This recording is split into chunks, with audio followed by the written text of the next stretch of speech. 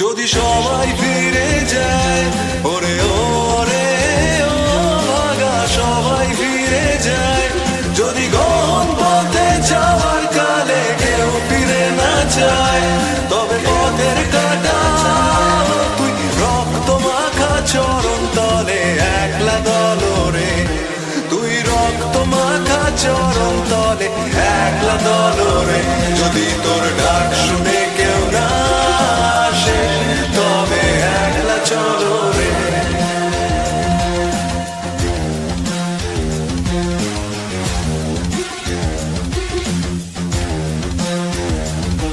যদি আলো না ধরে, ওরে ওরে ও ভাগা আলো না ধরে, যদি ঝড় বাদলে আধার রাতে দুয়ার দেয় ঘরে, তবে বজ্রানলে আপন বুকের পাঁজর জ্বালিয়ে নিয়ে একলা চলো রে, আপন বুকের পাঁজর জ্বালিয়ে নিয়ে একলা চলো রে, যদি তোর ডাক শুনে কেউ না আসে তবে একলা চলো রে।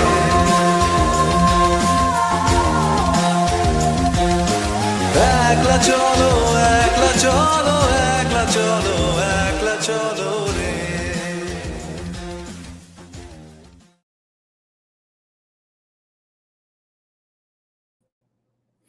Hi guys, thank you for joining the live stream. Yeah, everything seems to be fine. So, किसी शायर ने खूब कहा है, खूब कहा है that a Savarkar speech a day keeps stupidity away. And I think all our viewers and mine collective IQ has gone down in the last few days because we did not check out any Veer Savarkar speech in the last few days.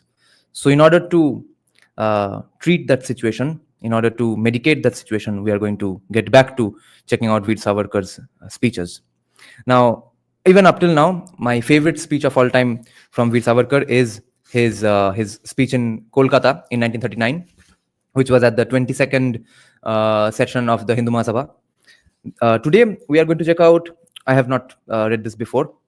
This is going to be my first reactions to this speech. This is from the 23rd session of Hindu Mahasabha's sessions at Bhagalpur in 1941. Okay. So, who all have joined? Retroe Bhai, Rohan Dante, yes, I am. Anit Dash, Harsh Ravi, hi. हर्ष, तुमको ना अगर communist दोस्त को gift करना ही है तो उनको जानकी बाखले का बुक गिफ्ट करो, बिकॉज ये तो लगेगा कि हाँ वीर सावरकर का खुद का कुछ प्रोपागेंडा लिख दिया होगा, बट वहां पे थोड़ा क्रेडेंशियल है, कॉमिक वो गांधीयन है, वीर सावरकर उनको पसंद नहीं है, फिर भी सावरकर को लिख के बुक लिखा है। और वहां पे जानकी बाखले ने तो बहुत बहुत ऐसे चीजें निकाले हैं जो कि लिबरल्स को, लेफ्टिस्ट को बहुत पसंद आएगा, बहुत मजे आएंगे उनको कि अच्छा सावरकर ने ऐसा बोला है, ये सब देख के। तो if you are trying to preach Savarkar as a missionary to leftists and trying to convert them into Savarkarism, Janki Bakhle's book is the way to go.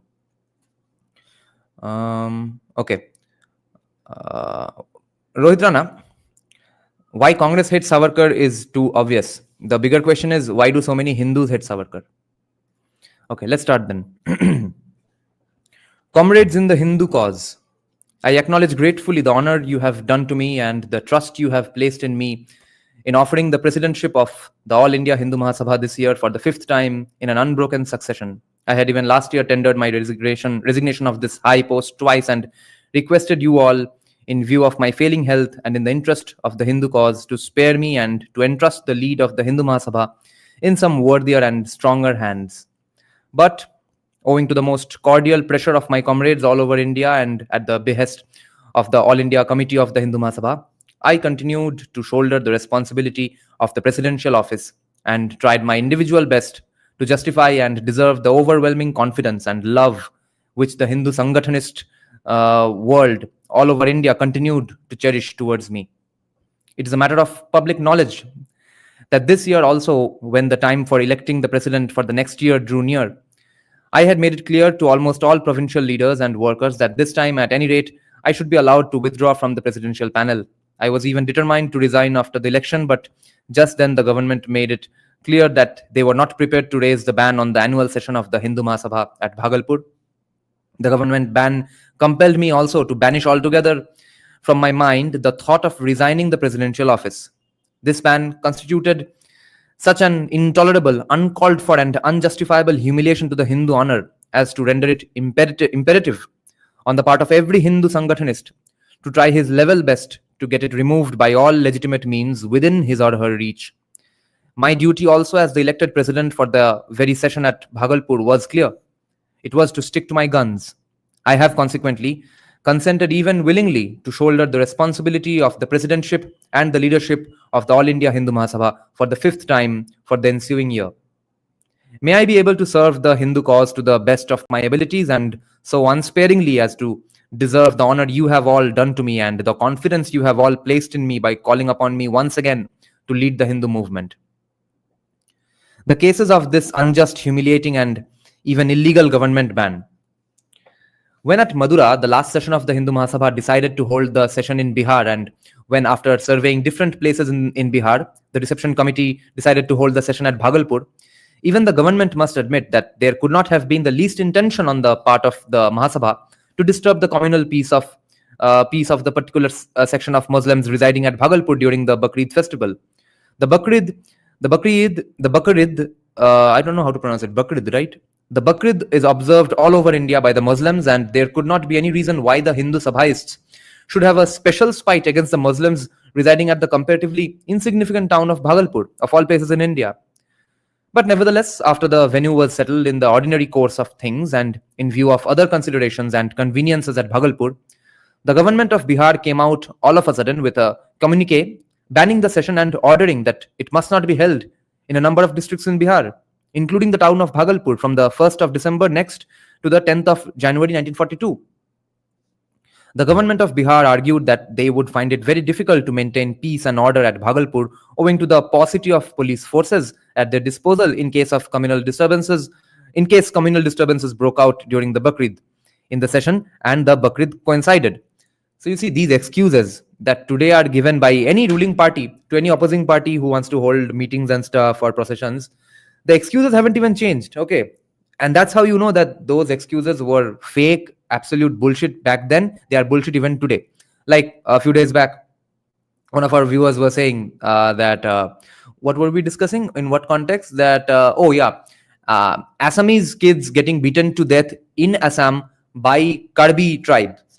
Okay, by the Karbi tribe from Karbi Anglong. Our viewer was saying that, yes, but you see, they just mistook him for a child abductor. So I said, bro, we have grown up in India.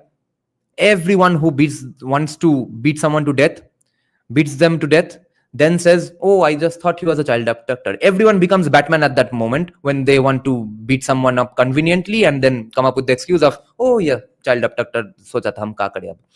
That's what happened even with the Bijon Setu massacre under CPIM. They said, oh, child abductor tha, isliye jala diya, ab ka kare.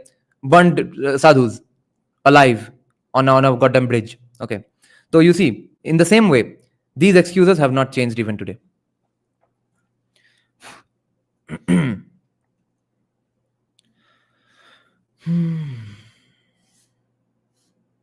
So far as the question of coincidence was concerned, the working committee of the Hindu Mahasabha, having no intention whatsoever to give any justifiable excuse even to the aggressive section among the Muslims, decided in an accommodating spirit not to hold the session on the dates during which the Bakrid was customarily observed at Bhagalpur, and resolved that the session should be held on 24th to 27th December next during the Christmas holidays, as had been the usual custom with the Hindu Mahasabha to do for years in the past.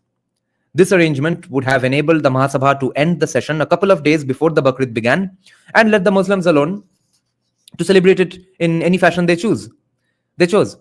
But the Bihar government still refused to raise the ban on the ground that the holding of the session even before the Bakrid, and even if it was held on dates not coinciding with Bakrid, was quite likely to inflame the communal tension and passions at Bhagalpur and prevent the peaceful celebration of the Bakrid festival.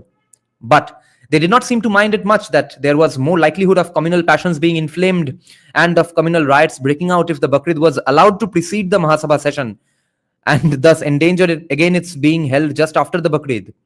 As a matter of fact, it cannot be denied that it is the Bakrid which more often than not is notoriously associated throughout India with communal disturbances and Muslim fanaticism running riot. The sessions of the Hindu Mahasabha, on the contrary, are as undeniably noted for their peaceful and orderly celebrations. But even the latest press communique issued by the government of Bihar, which modified the ban to the extent that it allowed the session to be held just after the Bakrid, after the 3rd of January 1942, instead of the 10th of January 1942, did not make it clear whether the government would not renew the ban on the session even if it was held on the 4th of January, in case some communal disturbances were staged during the Bakrid, just to spite the Mahasabha session to come. Consequently, whether the session was held before the Bakrid or after the Bakrid, the necessity of facing the ban like the sword of Damocles was kept hanging on its head. So far as the second reason which was set forth by the government to justify its attitude as to the paucity of police forces at the command of the Bihar government, it is enough to point out that the government has more than once emphasized that in case an attempt to hold the session was made in spite of the ban, the Bihar government would put it down with all the resources at their command. Now, if the government is thus on its own admission so powerful, and it is no doubt so powerful as to command sufficient forces to suppress an all India session of the Hindu Mahasabha, which is likely to be attended by tens of thousands of Hindus along with the most outstanding Hindu leaders from all parts of India, can it be ever said that those very forces would not have enabled the government to hold in check that aggressive section if Muslims at Bhagalpur, if there be any, which was likely to get inflamed and to threaten criminal disturbances of the Hindus, were showed to exercise their legitimate right of free association by holding the session of the Hindu Mahasabha at Bhagalpur? So you see, great counter argument here. That okay, on one hand you are saying that we don't have enough police forces, therefore we might not be able to control a riot or a radical Muslim mob. At the same time, you are saying that if you hold your session in spite of us telling you not to do it, then we will use all our gigantic forces, which are really huge in number at that point, when we are going to tackle Hindu Mahasabha leaders, which is also going to be attended by countless people, but also they are really peaceful. So in the end, really peaceful people can be handled by Bihar police in 1942, but the fake peaceful people cannot be handled. Therefore, they have a paucity of forces. Divya, yes, I will. Next week. Probably Monday only. I was checking it out a little.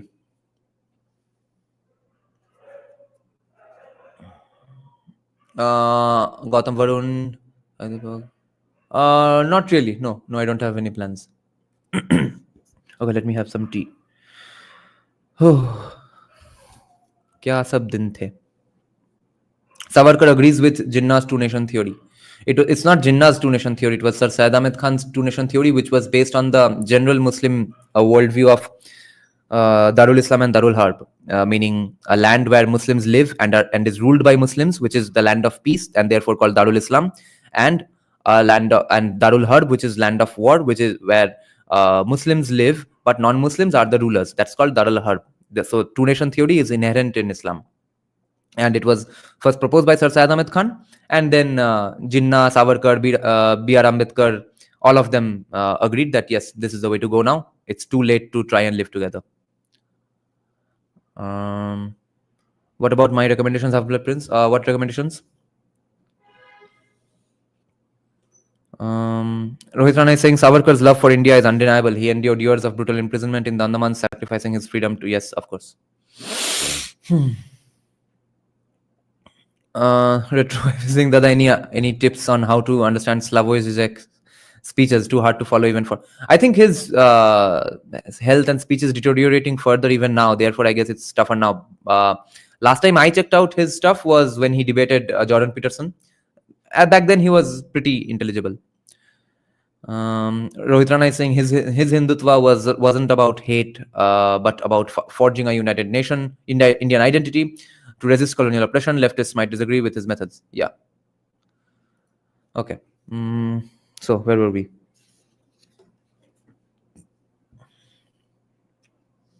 Vinyas, have you seen Kushal Mehra's views on JSD's book? India That Is Bharat, right?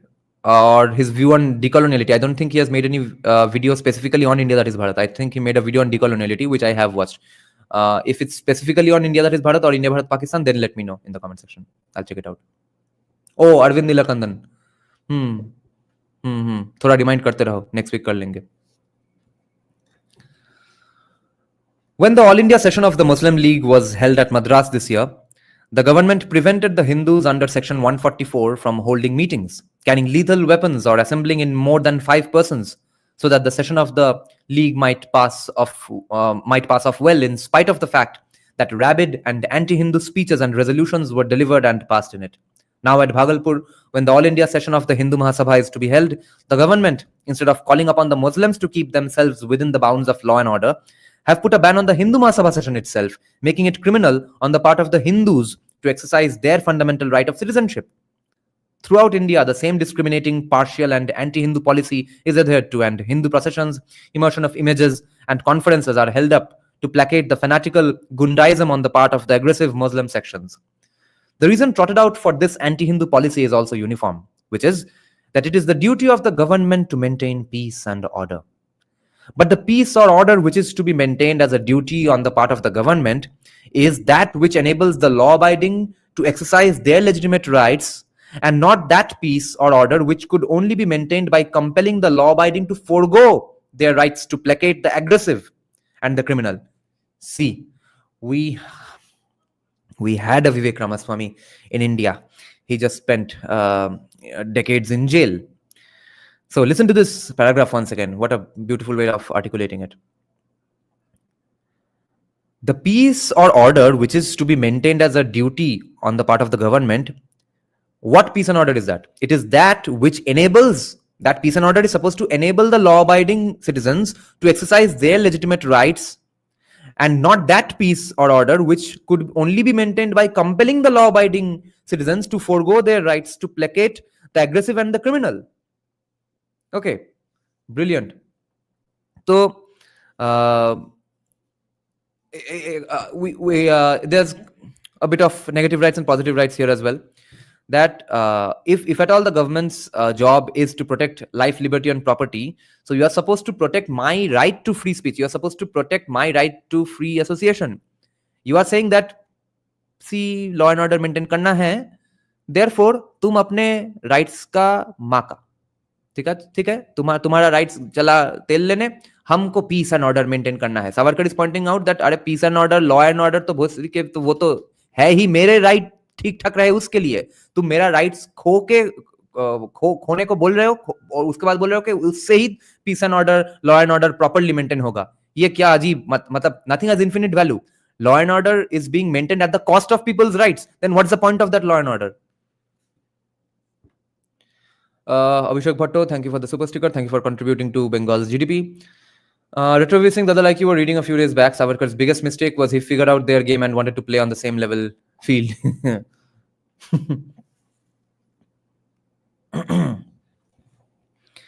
The underlying idea which makes the government resort to this policy throughout India cannot be any other than the notion that the Hindus, as a people being gentle and law-abiding, are more amenable even to such humiliating and unjust restrictions on their liberty than the chauvinistic Muslim fanatics.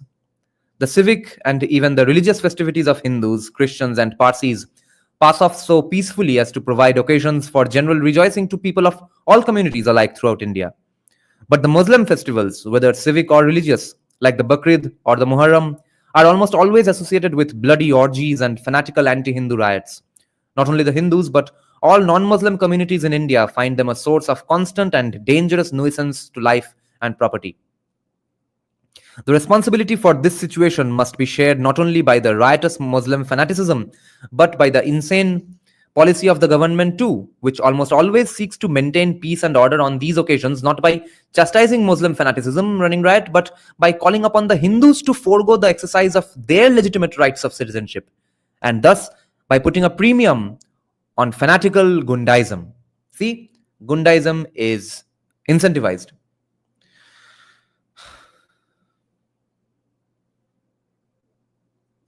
The ban placed on the Hindu Mahasabha session at Bhagalpur is also justified by the government with unabashed frankness by stating that they had to do so for no other urgent or justifiable reason except to enable the Bakrid festivals of a handful of Muslims in a solitary town like Bhagalpur to pass off well. If the session of the All India Hindu Mahasabha is held before the Bakrid, The government contention is that even this legitimate exercise of the right of association by the Hindus may inflame communal passions of the Muslims. If the government suspected such a contingency, it was its duty to take every precaution to hold in check and chastise this aggressive and intolerant fanaticism that gets inflamed at the sight of the exercise by other communities of their legitimate rights. The Christians, who are to celebrate the Christmas during those very days, never get inflamed at the sight of a number of all India conferences held by the Hindus and other communities throughout India. But on the contrary, these Christian holidays, like the Hindu holidays, provide special facility for such all India sessions. It is only the insane policy of the government to placate Muslim Gundaism that has rendered the Muslim fanatics so irascible and intolerant. At Nellore, for example, the very government law courts have openly confessed their inability to compel the executive to abide by and carry out their legal orders in connection with Hindu rights. A government whose executive refuses to carry out the decisions of its own law courts and will not protect the civic rights of the Hindus held valid by the law courts when they are opposed to the fanatical whims of the Muslims for the only reason that otherwise that fanaticism would break out in riotous orgies, must be said to have lost all legitimate and moral right to govern at all. In addition to this unjustifiable nature of the ban, its legality also is seriously questionable. Whatever powers are to be exercised by the provincial governments in order to maintain public safety and order under the Defence of India Act are to be exercised for the purpose of securing the defence of British India, and in case, quote unquote, such exercise is called for the efficient prosecution of war. Now, by no stretch of imagination can the government maintain that the session of the All India Hindu Mahasabha is likely to disturb public order or endanger public safety with a view or in a manner of standing in the way of the efficient prosecution of war or the securing the defence of British India. Add to this fact that of all outstanding All India organizations, the Hindu Mahasabha alone has been the foremost advocate of extending responsive cooperation to the British government in this war insofar as the question of Indian defence is concerned. Almost all of its prominent leaders and workers have been touring round throughout the country, calling upon the Hindus to join the military forces of all arms, and thousands of its members have already secured entry in the army, navy, and the aerial forces, with a genuine desire of cooperating with the British forces in a responsive spirit, insomuch as the Hindu interests too, under the present circumstances, dictate such cooperation. There could not be, therefore, any least chance of suspecting any harm or opposition to the quote-unquote cause of Indian defense or the quote-unquote efficient prosecution of war. Nor has the government itself cited any such reason in their order prohibiting this session.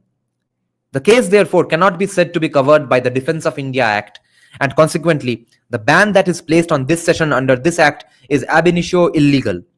This legal view taken by some of the foremost lawyers in the land proves that the government of Bihar has not only committed a political blunder, but even a legal one.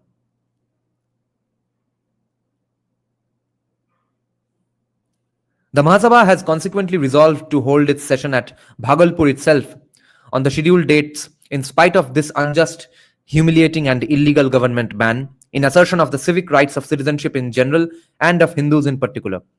The time has come when the Hindus must correct the erring notion under which the government labors that Hindus can be made to tolerate any aggression on their civic and religious rights, and can take all kicking more kindly than the chauvinistic Muslim fanaticism, and that this is the cheaper way of maintaining the so-called peace and order. The Hindus must now learn to record practical protest against any such anti-Hindu policy on the part of the government or on the part of anyone else, whenever and wherever such cases humiliating to the Hindu honor crop up, by all legitimate means within their reach, even if in this their attempt to exercise their legitimate and fundamental rights of citizenship, the government at times threatens most unjustly and illegitimately to cow down the Hindus by flourishing the police bludgeon in their face. We go to Bhagalpur not to challenge government, but to assert our legitimate rights.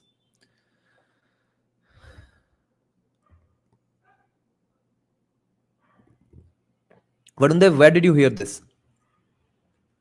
What made you say this? Interesting. Let me just Google, take a bit of a break for my voice, and let me check out some Google stuff.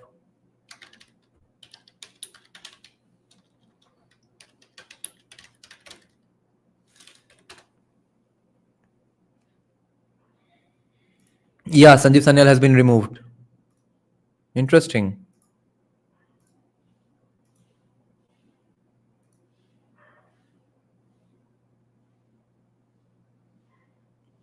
বাঁকুড়াবাসী এটা 1942 এর speech ভাগলপুরে।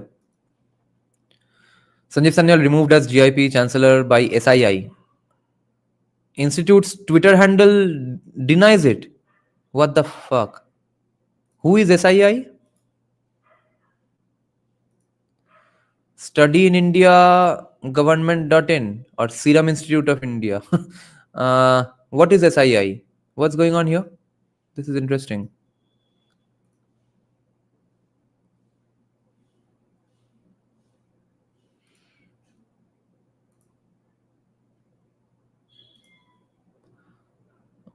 Varun Dev is saying check print outlet. Let's see if print has also done a news on this. This is from 8 hours ago, right? Replaces Gokhale Institute Chancellor over no plan of action amid slip in rankings.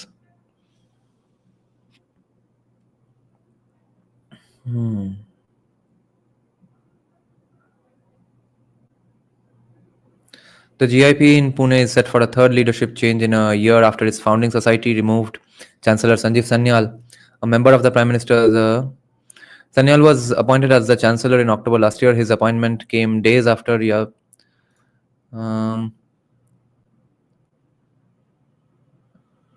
Ranade Damodar Sahu. Yeah. Gokhale Institute is the crown of Servants of India Society, and it is difficult for us to see the downfall of the institute's credentials as it recently got B grade in NAAC accreditation. This has happened despite the historical legacy and high reputation of Gokhale Institute. Damodar Sahu, president of the Servants of India Society, SIS, wrote in a letter addressed to Sanyal. What is Servants of India Society? Let me Google all these people. Who is Damodar Sahu?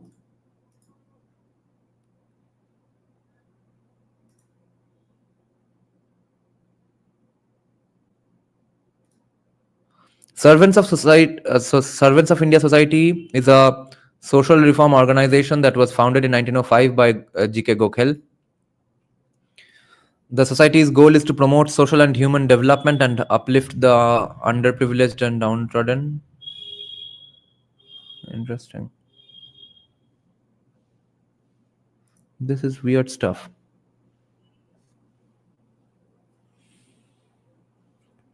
Retroive, actually SII is not probably the organization who did this. This is probably SIS, Servants of India Society. So SII was a spelling mistake in that report. So they are saying. So I did not find who is Damodar Sahu, by the way. If you all can find something, let me know. I'm wondering if this is a fallout of between the pro-bureaucracy people and the anti-bureaucracy people.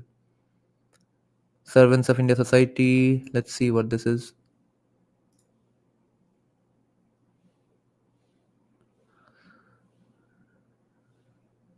Mission, vision, objective.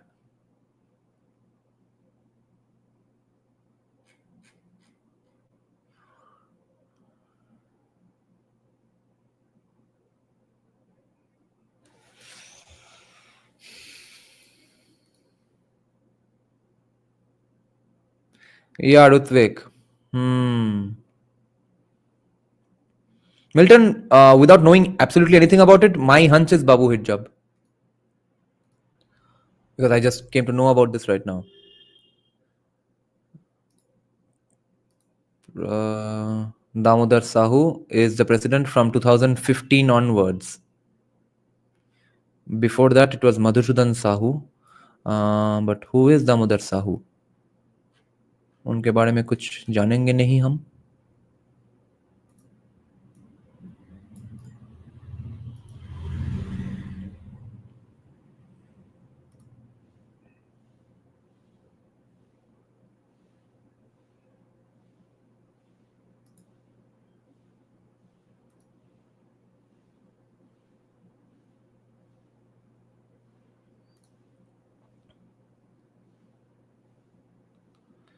Okay, so this is Damodar Sahu.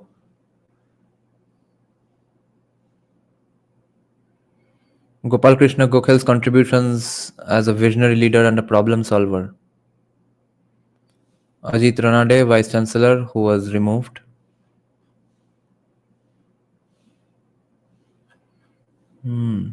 Creepy stuff. Okay, let's check out the full report. The print has a copy of the SIS letter dated 2nd April. This has not only raised concerns for us, but also caused pain. What is more worrisome is that there are no concrete steps and initiatives from your side to improve the situation. We have learned that the GIP activities have been severely affected during the tenure of Professor Shankar Das as interim VC of GIPE. Also, the admissions of students into various programs of the institute would be affected. The placements of students would also be affected as GIPE has slipped into B grade, which brought disrepute to GIPE. The SIS, it added, felt that there was no concrete plan of action for GIP that he provided. Hence, we are of the view that we would appoint an able chancellor who would get involved into bringing the institute to its earlier reputation. We wish you good luck and thank you for serving our institute. In a related development, an official ex-handle of the GIPE, a deemed university, on Thursday night contradicted rumors of Sanyal's departure. Lol. It has been brought to our notice that there are rumors of a change in leadership at GIPE. We would like to clarify that there have been no changes as per UGC norms, and our Chancellor Sanjeev Sanyal and interim VC continue to steer the institute as before. What the hell? This is hilarious.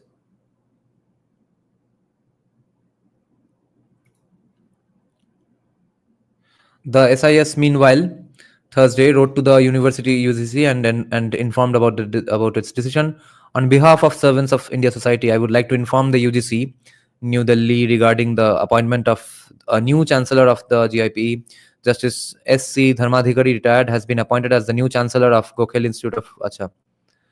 Oh, appointment हो भी, replacement भी मिल गया है. Justice S.C. Dharmadhikari. The print reached Sanyal and UGC chairperson M. Jagadish Kumar via phone call and messages for their statements. The report will be updated as and when their responses are received. At this moment, we do not know who is handling the X account of the institution. The society has already communicated its decision to the UGC. SIS Secretary M.B. Deshmukh told the print. Sahu, meanwhile, told the print that while Sanyal is a renowned economist, his engagement with the institute fell short of expectations. We had reached out to him with concerns about the recruitment process at the institute, but did not receive any response. It became clear that he had no plan of action for the institute, and for us, the institution's prestige is paramount. We are not doubting his abilities as an economist. Rules flouted? GIP's interim Vice Chancellor Shankar Das sent a letter to Sahu raising objections to the sudden appointment of a new chancellor. As per UGC regulations, the chancellor is appointed for a fixed term of 5 years, with eligibility for reappointment for one additional term. Sanjeev Sanyal was duly appointed as chancellor of GIPE in October 2024, as widely reported and acknowledged, including in his public statement on 6th October, and subsequent institutional actions under his leadership. The institute community was extremely pleased to have Sanjeev Sanyal, a renowned economist, ittadi. His term therefore extends until October 2029. A thorough review of print is saying that removal of Sanjeev Sanyal is flouting of rules. Interesting. A thorough review of the UGC regulations reveals no process for the removal of a chancellor during this fixed term, he added. This absence of a removal mechanism underscores that the chancellor is meant to serve the full 5-year tenure, ensuring stability and continuity in the governance of the institution. Established in 1930 by the Servants of India Society, the GIPE is the oldest research and training institute in economics in the country. It is dedicated to research, carries forward the legacy of G.K. Gokhale. Gokhale was the one who founded the Servants of India Society in 1905.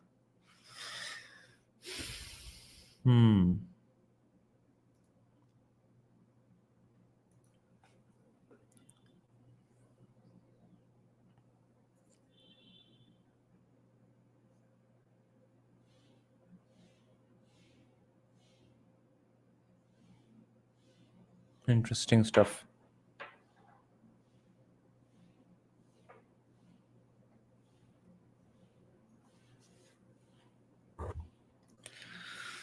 Okay, let's continue.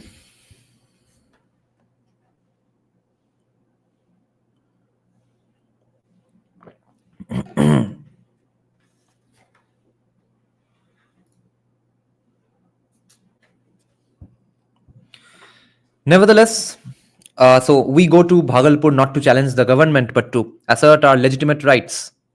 Okay, let me just check this comment because this is important. These societies were brainchilds of social workers of that era, and they died after death of them.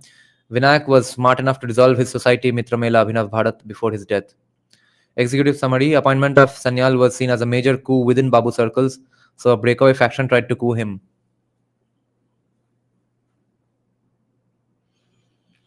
That's my hunch as well. अब bureaucracy को गाली देंगे तो क्या सोच के आए थे, सरकार सबासी देगा. We go to Bhagalpur not to challenge the government but to assert our legitimate rights.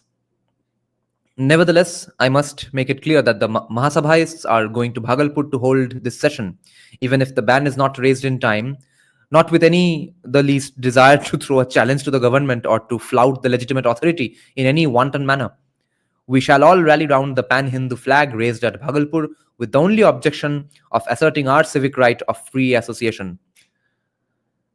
We shall give no justifiable reason whatsoever to inflame any communal passions or do anything beyond asserting our inalienable civic rights without trespassing on those of other communities in the interest of peace and order, which, when interpreted in an impartial and constitutional sense, the Hindu Mahasabhaists are as anxious as the government to maintain. Even if we are banned and opposed by physical force on the part of the government, we are all determined to offer ourselves to get arrested or to face the worst without any show or use of physical resistance to the government authorities on our part, beyond the civil resistance implied by our assertion again and again of our legitimate right to continue the sessional activities. I earnestly hope that inasmuch as the cause the Hindu Mahasabha is going to fight out at Bhagalpur, it is essentially the cause of civic liberty so far as the question of resisting with all legitimate means this ban is concerned. Not only all Hindus, irrespective of party affiliations, but even our Christian, Parsi, and Jewish countrymen, in fact, every Indian citizen who values the cause of the fundamental right of citizenship, of free association, and realizes that the government policy of bribing fanatical Gundaism at the cost of legitimate rights of honest and law-abiding citizens constitutes a common danger to all citizens alike. This will extend their sympathy and cooperation and strengthen the hands of the Hindu Mahasabhaists in their struggle to assert the fundamental rights of citizenship on an issue which is of common interest to all Indian citizens alike. I have no doubt that if but the Hindu Sangatanists muster courage at Bhagalpur from all parts of India and fight out this campaign of civil resistance within the legitimate bounds indicated above with a heroic determination, counting no imprisonment, lathi charges, or any sacrifice whatsoever as too high a price to pay for maintaining the honor of the pan-Hindu flag, and without giving any the least illegitimate cause on their part for any breach of honorable peace, genuine civic order, or malicious communal tension, this 23rd session of the Hindu Mahasabha is bound to prove the most successful session of all the sessions in the past. As it seems more likely than not that this speech will not be formally read in a formally assembled session at Bhagalpur, and also because there is no time now left to write it at full length, I mean to touch only a few categorical points to serve as finger posts at crossroads to guide the Hindu movement in the near future. Loyal homage to His Majesty the King of Nepal. I tender on behalf of Hindudom as a whole our most loyal homage to His Majesty the King of Nepal as a defender of the Hindu faith, the sovereign of the only independent Hindu kingdom today, the foremost representative of the glorious Hindu past and the hope of still more glorious Hindu future. Fortunately for the Hindus, the government of Nepal has today at its helm a personality in whose hands the Hindu interests are bound to be safe. His Highness, the Maharaja Yudha Shamsher Jang Bahadur, the present Prime Minister of Nepal, realizes more than anyone else that the future of the Hindu kingdom of Nepal is indissolubly bound up with the future of Hindudom as a whole. Hindus, in fact, are a national unit, and it is given to Nepal today to shape its destiny. The war opens out immense possibilities before us, even if it threatens to surround us on all sides with imminent danger. Keeping the ultimate goal of Hindu regeneration full in view, it was no doubt wise under the present circumstances that the Hindu kingdom of Nepal should have chosen to ally herself with the British government during this war and sent our brave Gurkha armies to protect Indian frontiers and to some other theaters of war to check new alien invasions. The British government too would do well to recompense for this effective assistance they receive at the hands of His Majesty the King of Nepal by restoring to Nepal at least those districts in Bihar and on the borders of the Punjab which were a part of the Kingdom of Nepal only a century ago and were then annexed by the British. It is encouraging to note that the land forces of Nepal are already so efficient and up to date as to match the forces of any nation in the world in warlike qualities and dogged resistance. But we are anxiously waiting for the day when even the aerial forces of Nepal will be as efficient, up to date, and powerful enough to protect not only herself but even Hindudom as a whole.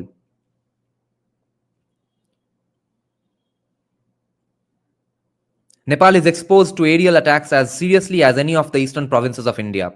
The war, which has already touched the Indian shores, constitutes at once a danger and an opportunity. And I am confident that the virile and far-sighted Prime Minister of Nepal will take time by the forelock and equip Nepal with a powerful aerial force at no distant date. The second point to which I want to attract the attention of the government of Nepal may seem comparatively less urgent, but is nevertheless far from being negligible.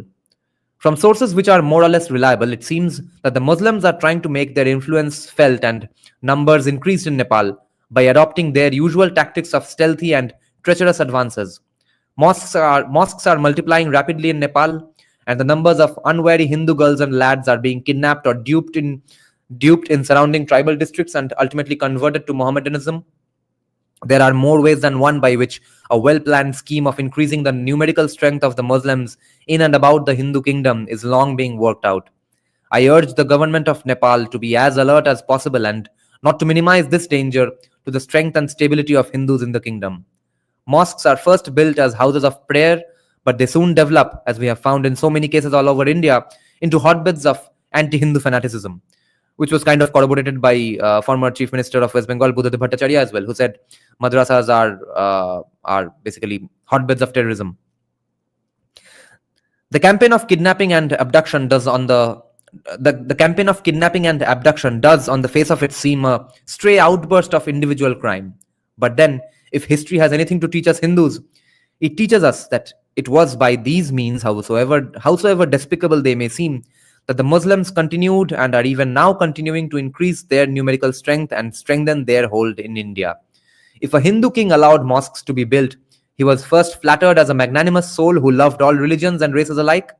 But the time has come that we Hindus should despise this species of magnanimity as nothing short of suicidal madness. It was owing to this malady of magnanimity that our ancient Hindu kings allowed foreigners from all parts of the world into Hindustan and even treated them as our own kith and kin and granted them protection and status equal with our own Hindu brethren. And now the staggering results stare us in the face. The erstwhile guests are threatening to oust the master of the house himself out of it. Consequently, the government of Nepal should make it clear to all concerned that no anti-Hindu activity or designs would be tolerated in Nepal and should watch ceaselessly so as not to allow any non-Hindu section and especially the Muslims to grow in numerical strength in Nepal beyond what it recorded a century ago. The Hindu Mahasabha movement advancing with strides of a giant.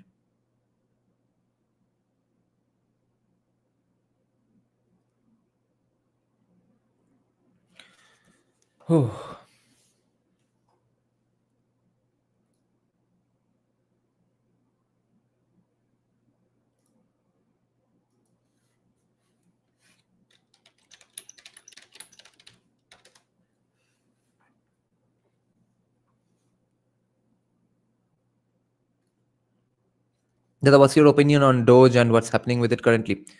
I'm not that updated with American politics at the moment. What's happening with it currently?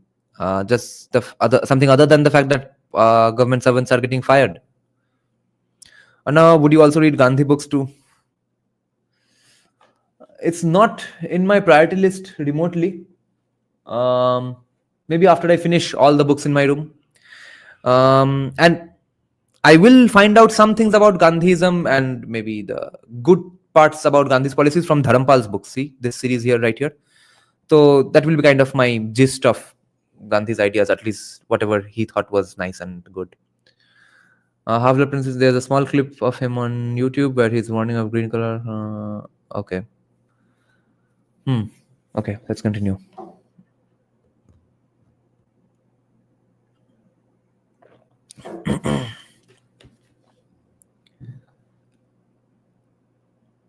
Taking stock of events during the last year, it can be incontrovertibly asserted that the Hindu movement led by the Mahasabha has progressed throughout India.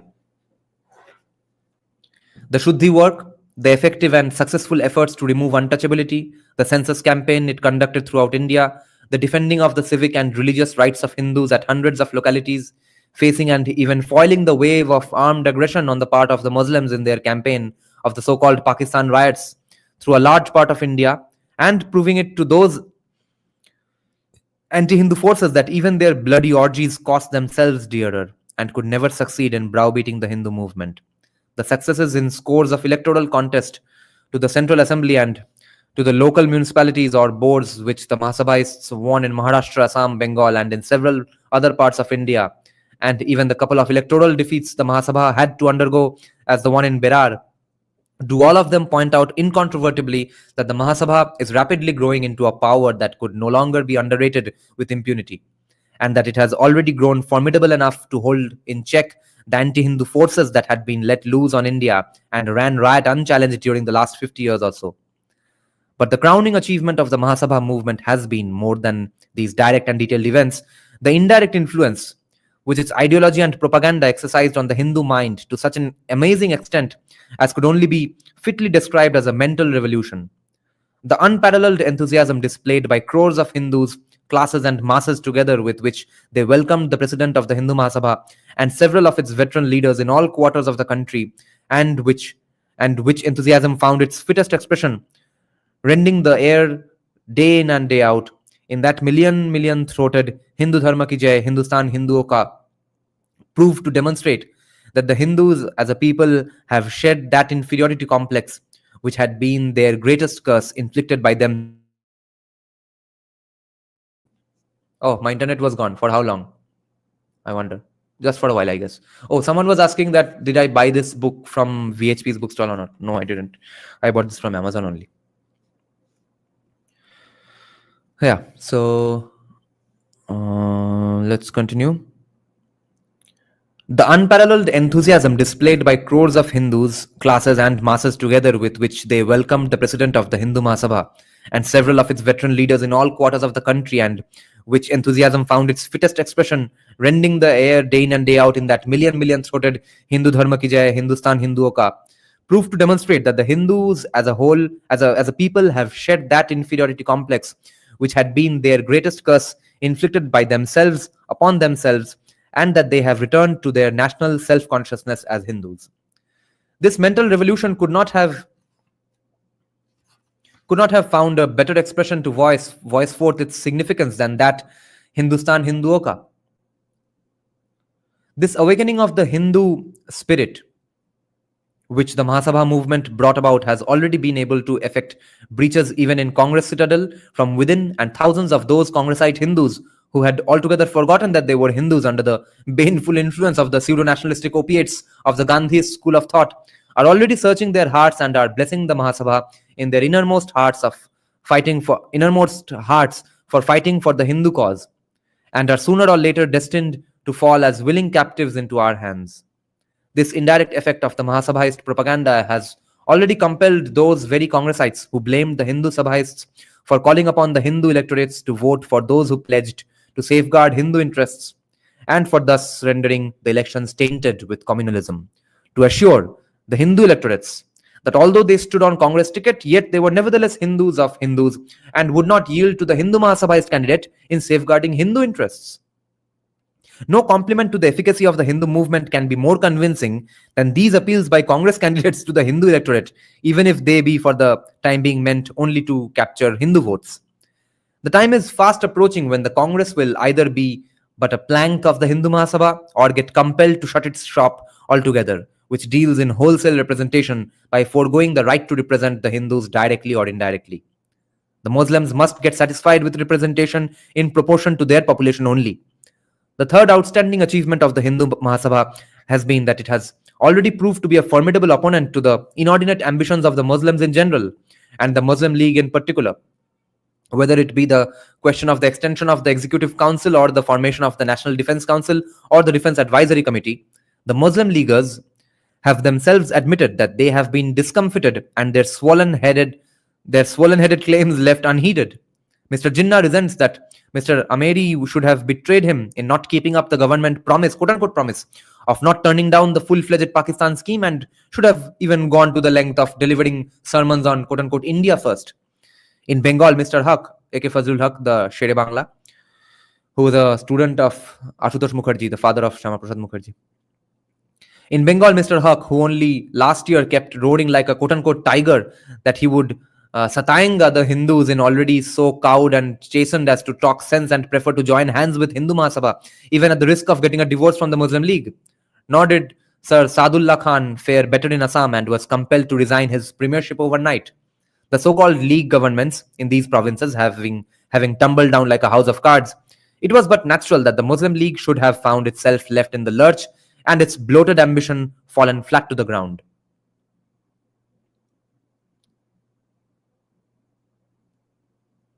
It cannot be denied that it was largely due to the formidable opposition of the Hindu Sabhaists that the League thus finds itself today discomfited and foiled on all sides.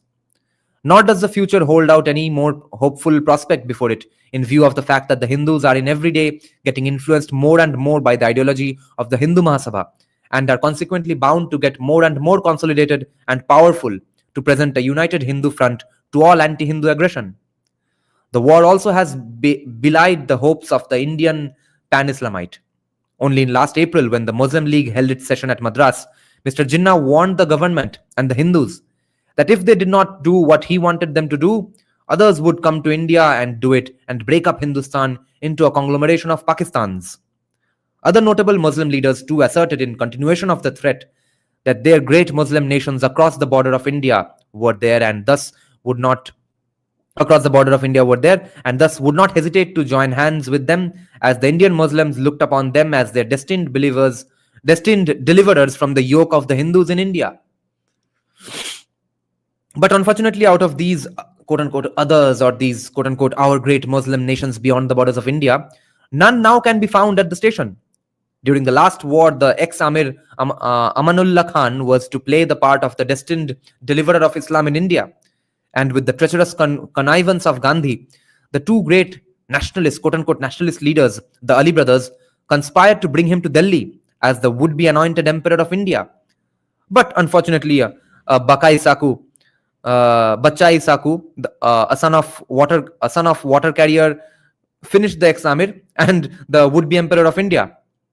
If this time our Muslim leaders at Madras meant by the quote-unquote others, Raza Shah of Iran, who was then hand in glove with the Nazis and expected him to play the part of the next best deliverer of our Indian Muslims from the majority tyranny of the Hindus, then now his address also is not quite known, and instead of booking for India, he seems to have taken a wrong train to Mauritius.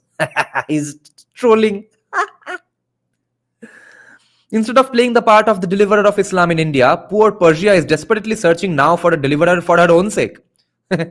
The Turks are but literally sandwiched between the German and British forces, and they themselves do not know what would be their fate tomorrow, and have only a Hobson's choice before them, to surrender to one of these advancing forces.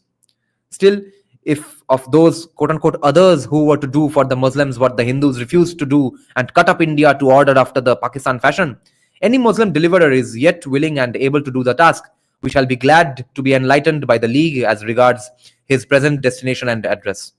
Can it be that His Exalted Highness the Nizam of Hyderabad is the next aspirant to that high office?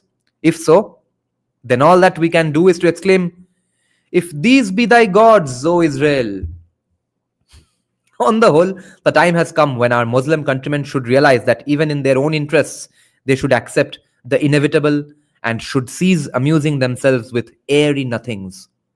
They must count with realities. They must know that they are in a minority and that there is not the slightest chance now left for them to reduce the present majority of the Hindus in any appreciable measure.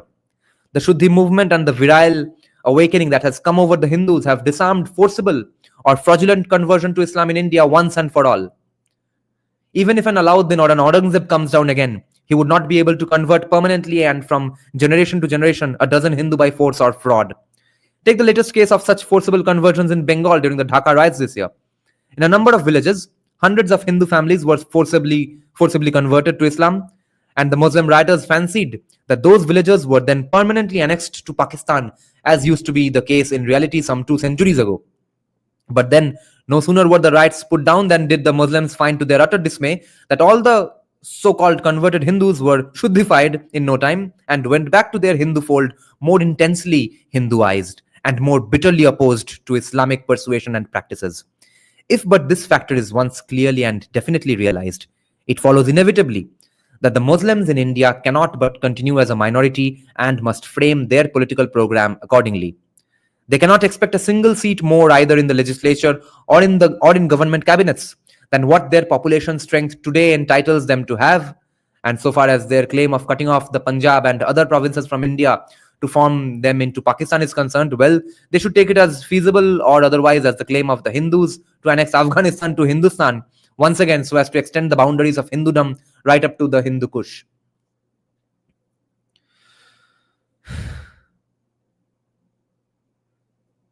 Our immediate program. Without touching the day-to-day activities in 100 and 101 directions which the Hindu Mahasabha branches have to carry on all over the country in connection with Shuddhi, removal of untouchability, meeting the local needs and suppression of the local grievances of the Hindus in every town and village, the routine of propagandistic work, the conference, meetings, tours, and such all other organizational and Sangathanist activities, I want to emphasize here categorically the only two most outstanding and urgent items on which, for the next few years, all Hindu Sangathanists must concentrate their attention and their energy. The first of these items constitutes the electoral plank of the Hindu Sabha platform, and the second, the militarizing one. Let me have a sip of tea now.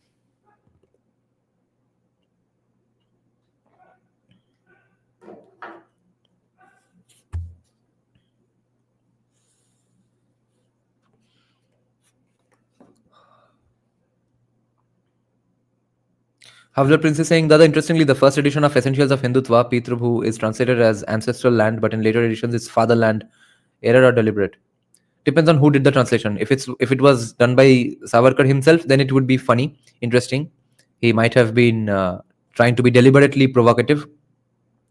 If not, then it might have been a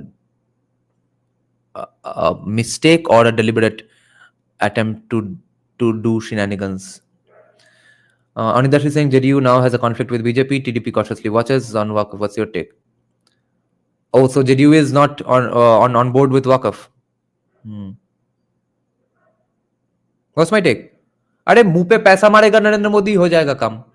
Bihar को और घटिया कुछ 2-3 bridge गिराने दो, bridge के पैसे दे दो, हो गया. सब ये सब चुतिए मुजरे वाले हैं, पैसे दो, नंगा करके मुजरा करवाओ, तमाशा देखो चुपचाप बैठ के. Bakurabashi is saying it's like I'm hearing something from 2025. Yes, Bakurabashi.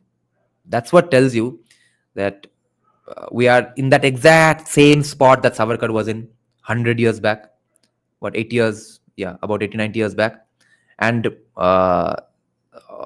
more sadly, all of the advances that were made by Hindu Mahasabha and Savarkar has all been completely made to go to waste because of Congress all these years.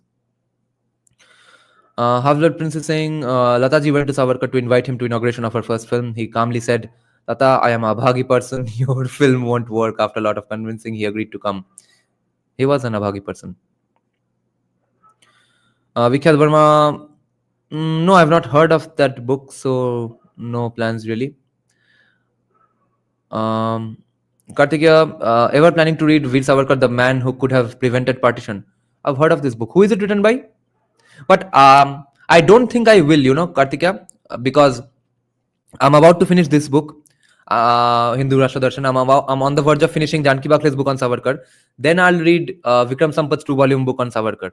So that's pretty much the entirety of what I need to know about Savarkar, I think.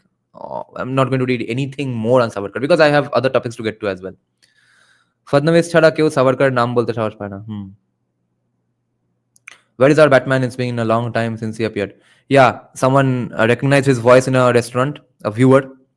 So that person though was at least supportive. But if people recognize his voice in academia, all his plans and ambitions and the goals that he has for his life, those stuff will get screwed, because if someone just writes it down somewhere that mysterious sociologist is, by the way, this guy. Okay, if someone puts two and two together, and that comes up in the Google searches when people are hiring him and stuff in big institutions, then it's a huge problem. Why not the Chitragupta Savarkar biography? I've not heard of it really, Vikhyat. Can't wait for you to get on debates on the topic of Savarkar. Savarkar himself was Chitragupta. Oh, I see. So it's an autobiography. Interesting. Dada, God of universe and God of humans, please today. No. I have an urgent work that has come up. I was replying to him on WhatsApp. Very significant thing has come up. The book is by Uday Mahurkar. It's a nice tip on the iceberg. I read it after Sampat's 2 volumes, yet fresh. I see. But since I read here something by Savarkar himself and one book by a person who does not like Savarkar all that much and a person who really likes Savarkar, I think I have completed the trinity of what's a basic requirement for understanding Savarkar. Last night I found on your channel Sri Vigyan Tantra. Yeah, I only discussed the introduction part because the rest of it we are not supposed to discuss publicly. And I realize why. A lot of things are supposed to be personal. Your journey has to be personal. Because the way Tantra is, the way Sri Vigyan Bhairav Tantra is, the way any of this religiosity is, everyone's journey, everyone's questions, answers are extremely personal, and no one will be able to fully understand you on these topics and what you mean, what you are looking for, what you are feeling, what you are getting. It's impossible to articulate those stuff.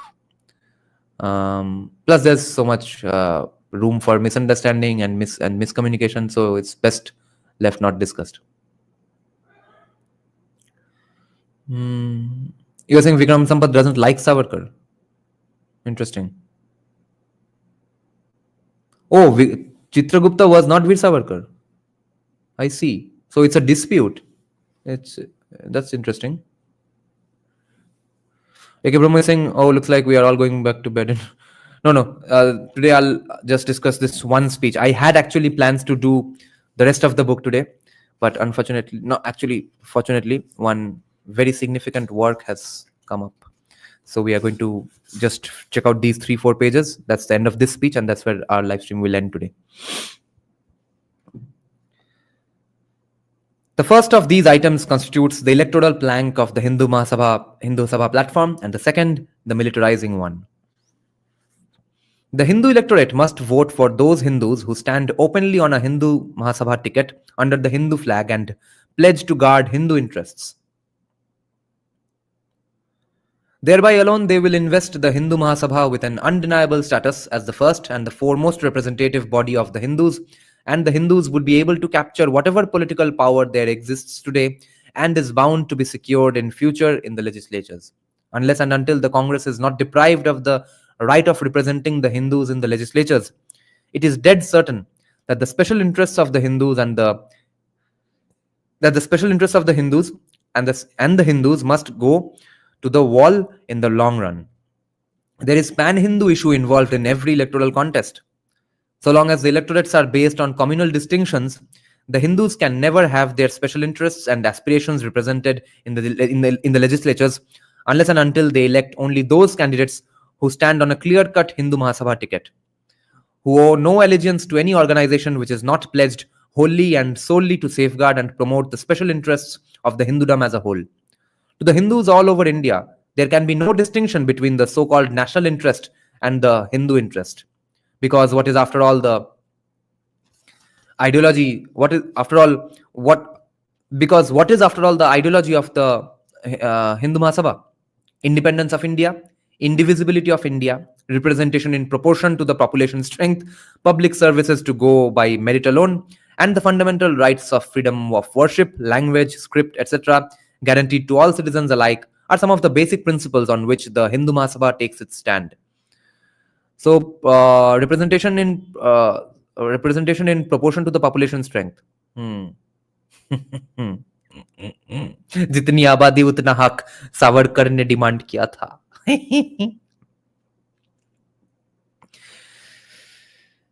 on which the Hindu Mahabharata exists. It realizes that the best interests of the Hindus themselves demand, under the present circumstances, that the Indian nation and the Indian state should be based on these fundamental foundations. The conception of any genuine nationality also that takes no account of any communal or creedal supererogation into consideration can go no further. That is why the Hindu Mahasabha claims that there can be no conflict or clash between Hindu interests and interests of the Indian nation as a whole. The Hindu Mahasabha seeks not an inch more than what is legitimately due to it, or than what it is willing to concede to all non-Hindu minorities in India, in strict proportion of their population strength. But it follows from this very just and legitimate conception of true nationalism that the Hindu Mahasabha should not yield an inch of what is legitimately due to the Hindus on ground of national equity to the Muslims or anyone else simply because they do not happen to be Hindus. But the Congress, the Forward Bloc, and all such organizations in India have sinned against this conception of real nationality under the false notion of geographical nationality.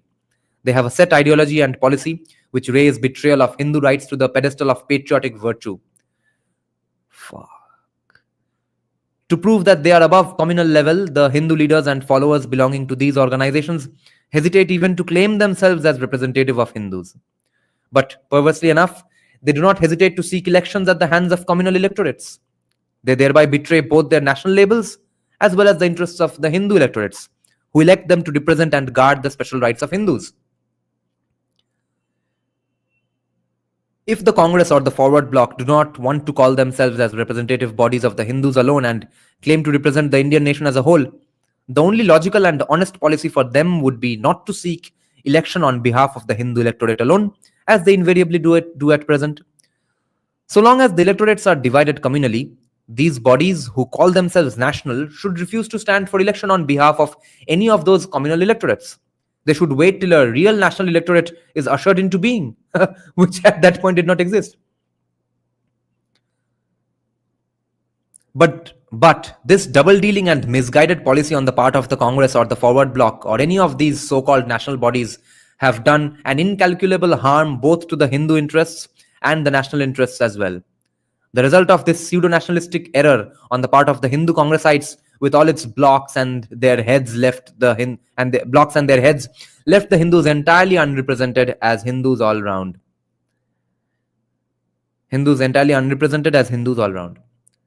On the other hand, the Muslim representatives in the assembly, in the board, at the roundtable conferences, and at all such vital centers get represented by the Muslim leaguers, or by those Muslims who are pledged to Muslim electorates openly and wholeheartedly to safeguard and promote Muslim interests, even to an overwhelmingly aggressive degree. And on the other hand, the Congressites and the Forward Blockists and all such bodies duped by the pseudo-nationalistic mentality get themselves elected on behalf of the Hindu electorate as its representatives. But when in the legislature or in a roundtable conferences or even in the day-to-day politics, etc., whenever questions of Hindu interests arise, they refuse to advocate the Hindu cause and even feel themselves insulted if the government takes them as the representatives of the Hindu electorate. In the case of the partition of Sindh, the communal award, down to the question of census this year when Mr. Kripalani declared that the census being a communal question, the Congress had nothing to do with it. The Hindu interests were actually betrayed in hundreds and hundreds of cases by these pseudo-nationalistic organizations, in spite of the fact that they got themselves elected on behalf of the Hindu electorates. I know it personally that some of the foremost leaders of the Forward Bloc were eager only last year to placate the Muslim League at a larger sacrifice of the Hindu interests than even the official section of the Congress did. Forward Bloc were eager only last year to placate the Muslim League at a larger sacrifice of the Hindu interests than even the official section of the Congress did, so that anyhow they must represent to the government a Hindu-Muslim pact. The motives of the leaders of these pseudo-nationalistic organizations were above any personal interests and were even patriotic. But patriots can also be befooled and betrayed into a suicidal policy. But whether their policy or their ideology be the cause, the results are what matters most to the Hindus, who have been victimized and will continue to get victimized as long as the Hindu electorate persists in the suicidal folly of electing the candidates who have pledged to the ideology and discipline of these pseudo-nationalistic bodies. It is not enough that some individual candidate on the Congress or forward bloc ticket promises to safeguard Hindu interests. If he is elected by the Hindu electorate for the simple reason that he can never be in a position to do that in spite of himself, so long as he is bound to the wheel of the pseudo nationalistic ideology and policy and discipline of his party, whether it be the Congress or the forward bloc. I affirm that under these circumstances, the most effective and the easiest way for those Hindus who feel that Hindudom has a right to be free, flourishing, and powerful in their own fatherland and holy land must elect only those representatives on behalf of the Hindu electorate who stand on the Hindu Mahasabha ticket and are consequently pledged and bound uncompromisingly to safeguard and promote Hindu interests under the lead of the Hindu Mahasabha. As shown above, the ideology and policy of the Hindu Mahasabha is genuinely national. Consequently, in electing the candidate on Hindu Mahasabha ticket, the Hindu electorate can serve and safeguard both their national interests in general as well as their special interests as Hindus in particular. In fact, for a Hindu owning the Hindu Mahasabha ideology, there can be no distinction whatsoever between his Hindu interest and his national interest. But in electing a candidate who is bound to the ticket of any of the pseudo-nationalistic bodies like the Congress or the Forward Bloc, the Hindu electorate is sure to run the risk of having the special interests of the Hindus knowingly or unknowingly betrayed, and even the genuinely Indian national interest hazarded. I therefore call upon all Hindus to follow determinedly the only policy that can save them as effectively as possible under the present circumstances. The policy of electing as their representatives only those candidates who stand on the Hindu Mahasabha tickets or are backed by it. Thereby alone, the government will be compelled to recognize the Hindu Mahasabha as the only representative body of Hindudom as a whole, and the Congress will be deprived of any legal or legitimate right to speak on behalf of the Hindus. The government maintains that the Congress cannot represent the Muslims on the unchallengeable ground that the Muslim electorate never votes for a Congress candidate, but votes unfailingly for a Muslim who is pledged openly to guard Muslim interests and owes no allegiance to any pseudo-nationalistic body. Consequently, if the Hindu electorate, which makes it a point never to vote for any candidate who stands on the Congress ticket or the forward bloc ticket or the ticket of any pseudo-nationalistic body, the claim of the Hindu Mahasabha to represent Hindu interests will be legally and legitimately established.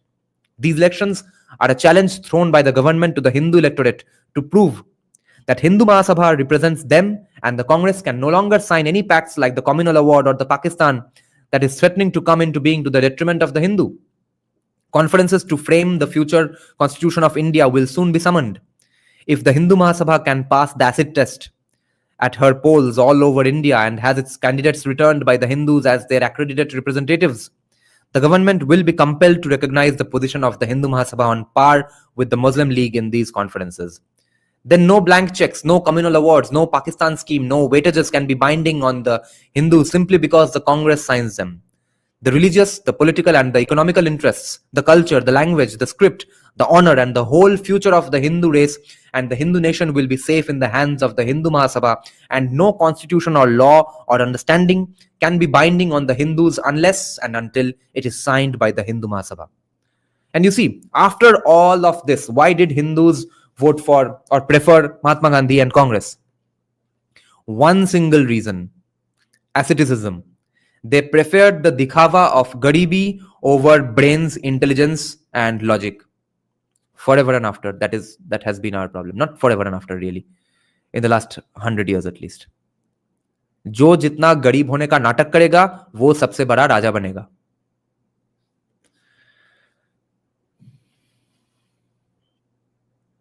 If but the Hindu electorate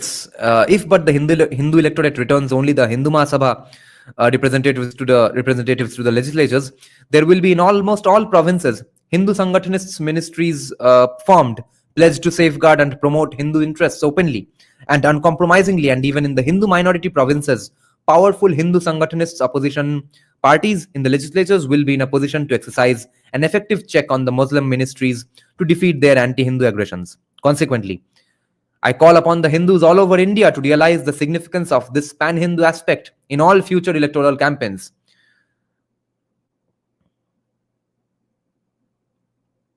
VXT, yes, I will. Right after I finish Janki Bakle and this book. Slevin, Sambata's Savarkar rap is probably the best Indian rap song I've ever heard. Na rok sakta gora, na rok sakta kala pani. 27 saal na baka baal. The second most important and urgent item on which the Hindu Sangatanists all over India must bend all their energies and activities is the program for the militarization of the Hindus. No, but US में school shooting होता है, हम militarization कैसे करेंगे? Why are you so inspired from US? You guys follow USA too much. हमको तो सनातन militarization चाहिए. The war which has now reached our shores directly constitute at once a danger and an opportunity, which both render it imperative that the militarization movement must be intensified and every branch of the Hindu Mahasabha in every town and village must actively engage itself in rousing the Hindu people to join the army, navy, the aerial forces and the different warcraft manufactories. Japan's entry into the war against Britain and the United States need not cause any change in the attitude taken by the Hindu Mahasabha towards war efforts calculated to contribute to Indian defense. The Hindu Mahasabha holds fast to the belief that just as Britain, Germany, Italy, America, or even Russia have gone to war with no altruistic aim but only in pursuance of their own national interests, Japan too proves no exception so far as the motive which drove her to the war is concerned. When every nation in the world is following the policy of self-interest and self-aggrandizement, India too must adopt a policy dictated solely by the interest of promoting her own interest, present and future. From this point of view, situated as we Hindus are at present, our best national interest demands that so far as India's defense is concerned, Hindudom must ally unhesitatingly in a spirit of responsive cooperation with the war effort of the Indian government insofar as it is consistent with Hindu interests by joining the army, navy and the aerial forces in as large a number as possible and by securing an entry into all ordnance, ammunition and warcraft factories. Militarization and industrialization of our Hindu nation ought to be the first two immediate objectives. Exactly opposite of what was done by Nehru. Fuck. How can I or we not be utterly devastatingly disappointed at the fate of India today and versus what Savarkar had planned?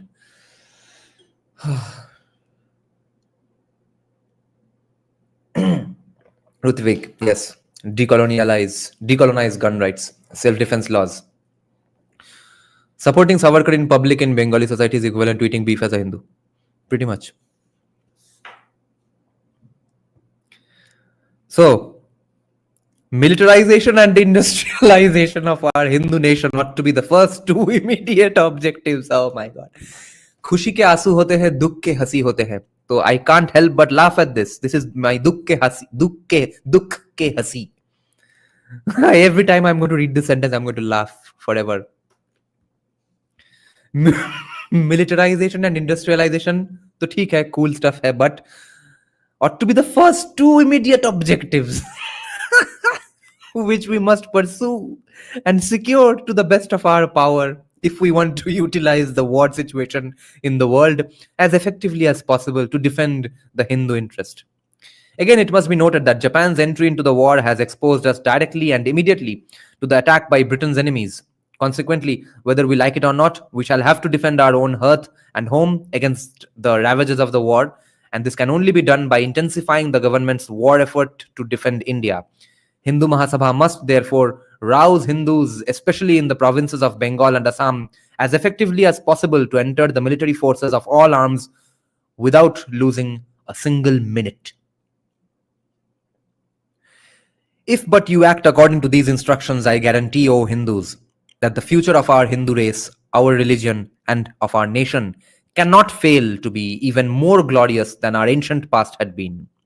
These two steps, which I have emphasized above, namely by voting at the polls for the Hindu ticket alone and by not casting a single Hindu vote for the Congress to capture the political power and the governmental machinery in the land that exists today, and secondly, to flood the army, the navy, and the aerial forces with millions of Hindu warriors with Hindu Sangatanist hearts. These two steps are but the first two steps, and yet they shall give you such an immediate and high lift that at the end of the next 5 years, you will find the political situation in India inevitably dominated by the Hindu thought, led by the Hindu hand, and more or less dictated by the Hindu will. The Great War today has dwarfed all other issues, and no one can say with certainty who will emerge successful out of this world chaos. But one thing can still be said as the most probable to happen, that if but the Hindus stick to this immediate program and take advantage to the fullest extent possible of the war situation with the Hindu Sangatanist ideal full in view, pressing on the movement for the militarization of the Hindu race, then our Hindu nation is bound to emerge far more powerful, consolidated, and situated in an incomparably more advantageous position to face issues after the war, whether it be an internal anti-Hindu civil war or a constitutional crisis और N armed revolution. तो आजकल जो लोग सिर्फ और सिर्फ Bengalis को गाली देते हैं for not listening to these ideas, और या फिर बंगालीज लव फॉर वोकिज्म और वोकिज्म इन जनरल, और people who blame capitalism for giving birth to wokeism, which has now infected the minds of Bengalis. तो भाई ये सब जब हो रहा था, जब सावरकर ये सब बोल रहे थे, जब मैक्सिमम हिंदूज उनके बात नहीं सुन रहे थे, जब हिंदू ऑर्थोडॉक्सेस उनके अगेंस्ट एफआईआर डाल रहे थे, तो कौन सा भोसरी के वोकिज्म था और कौन सा बंगाली ये सब कर रहा था? Whatever again be the position and the fate of nations after the war, today under the present circumstances, taking all things together, the only feasible and relatively beneficial attitude which the Hindu Sangatanists can take up is doubtless to ally ourselves actively with the British government on the point of Indian defense, provided always that we can do so without being compelled to betray the Hindu cause. नहीं, ये सब नहीं चाहिए. हमको सिर्फ गरीब चाहिए, गरीब दिखने वाला आदमी चाहिए, थोड़ा और गरीब. If ever the saying was true that the darkest hour of the night is nearer the golden rise of the morn, it holds good today. The war that has approached our shores from the east and may threaten us in due course even from the west is a danger which may prove unparalleled in its magnitude, ravages, and results. But it is also bound to break into a new day for the world, and there are no signs wanting to show us that not only a newer but a better order may ensue out of this world chaos. Those who have lost all may gain much in the end. Let us also bide our time and pray and act for the best. This is the end of this speech.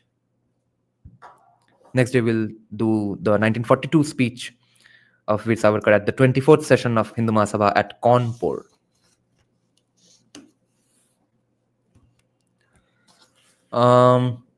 Recently discovered your channel, Your Cold Red Truth. Thank you. From which video did you find me? Excuse me. Narendra Damodar Mosi, Vinayak Damodar Savarkar, kuch to same hai. Yeah, the Noika one's like Kanpur. Dada Savarkar even said we should join hands with Israel. Kartika Vichar is saying, Vikram Sampath in his book Last Page wrote, Jinnah became a leader of Muslims, but Savarkar couldn't become leader of Hindus as that place was taken. Yes, absolutely. And the reason for that is Bhosri ke Garibi Dikhawa, asceticism. Do check out our live stream from 2 days back on asceticism. We discussed a fascinating essay on this. How significant asceticism has been in every movement and religion all over the world.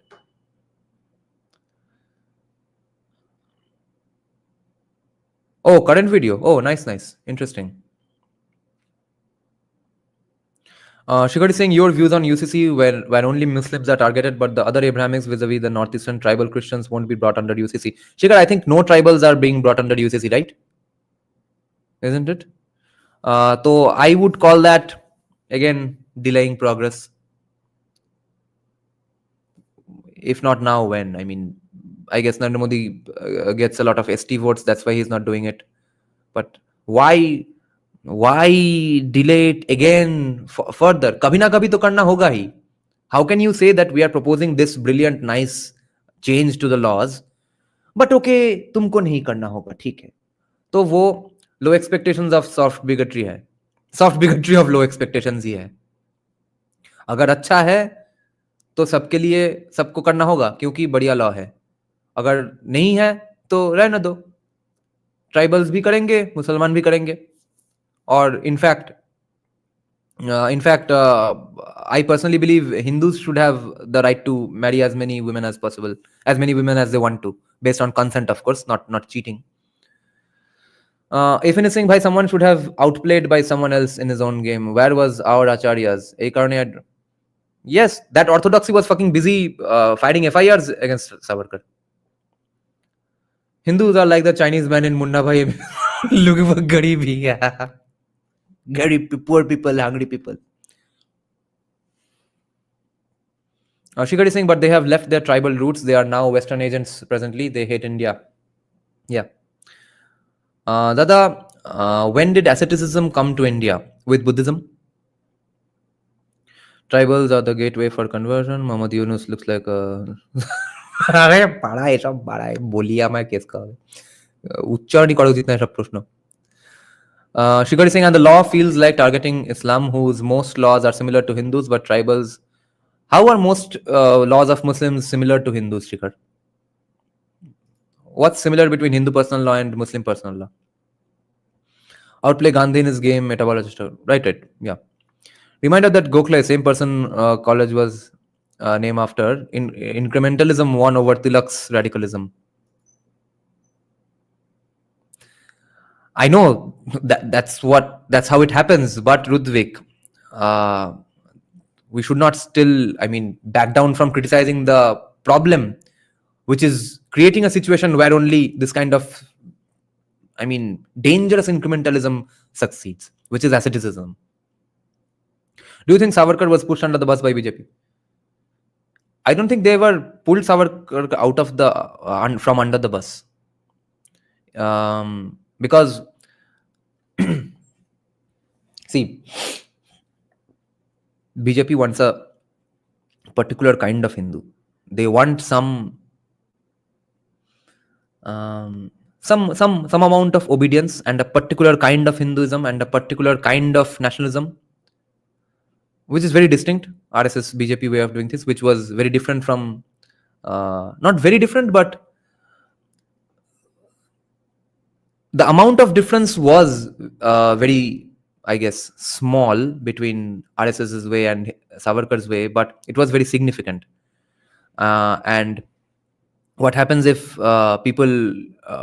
Savarkar's writings become too popular is people, I guess, grow too much of critical thinking, which might be a problem for BJP, because then they won't have those easy electoral talking points, okay, some of which are sociologically baseless, some of which are historically baseless. So all they want is that they will counter lies of leftists with their own lies, because it sells, because it helps rally masses. So Savarkar will always remain a supra political figure. Savarkar and Hegdewar voice was very different, yes. Gautam Varun is saying BJP didn't push Savarkar under the bus. For that, Savarkar should be there in Philadelphia. Yeah, Savarkar was under the bus to begin with. Varun Devi saying, Dada, but some travelers said Hindus are the least asceticists in the world. You said that, so how did... Some traveler didn't say. It was Max Weber himself. He said that Hindus have the least amount of anti-crematism. Anti-crematism means that staying away from money and stuff, saying that paisa kya hai, haath ki mail hai, wo sab cheeze India mein sabse kam tha, according to Max Weber. That is his quest, therefore, that how did that society not become capitalistic? But anyway, we'll finish that book and get answers to that. But I think Buddhism had a lot to do with it, and later with Christian morality, Gandhi running on the backs of the popularity of Christian morality all over the country, all over the world. Communism, everything came together to promote Garibi as the pinnacle of awesomeness. Shikar is saying, actually, I'm from Assam, so it fucking feels shit as fuck. Get too many benefits when they used to mass genocide us for being low. Yes, I get it. If you want to have a talk over coffee, who would you choose, Ambedkar or Savarkar? Savarkar. From Ambedkar, there's not much to, I think, I would not have much to ask and have a conversation about. I would just be fascinated with him and say that, oh, you said these things about Hinduism. Why did you have to be this rude? Oh, but you said nice, fascinating things. Okay, great job. Thank you, sir. But with Savarkar, I would have hours long conversations that, oh my god, how did you think of this? Okay, but here you see this was so awesome, but you see this has a side effect here. Those kinds of conversation would take place.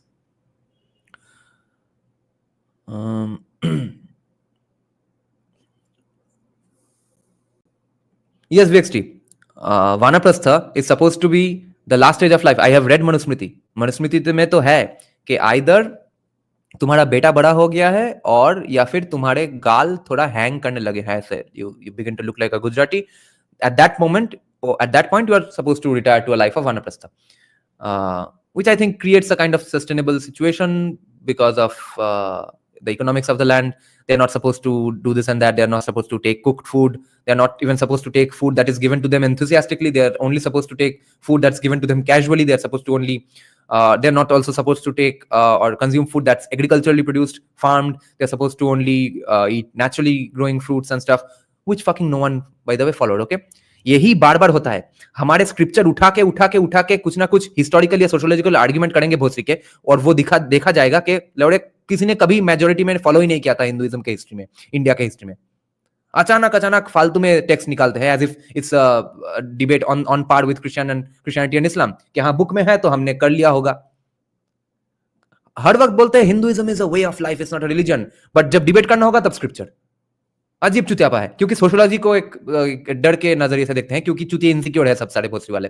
और यहाँ पे Savarkar is dreaming of a day when they will be not so insecure as to hate and be a fucking pussy.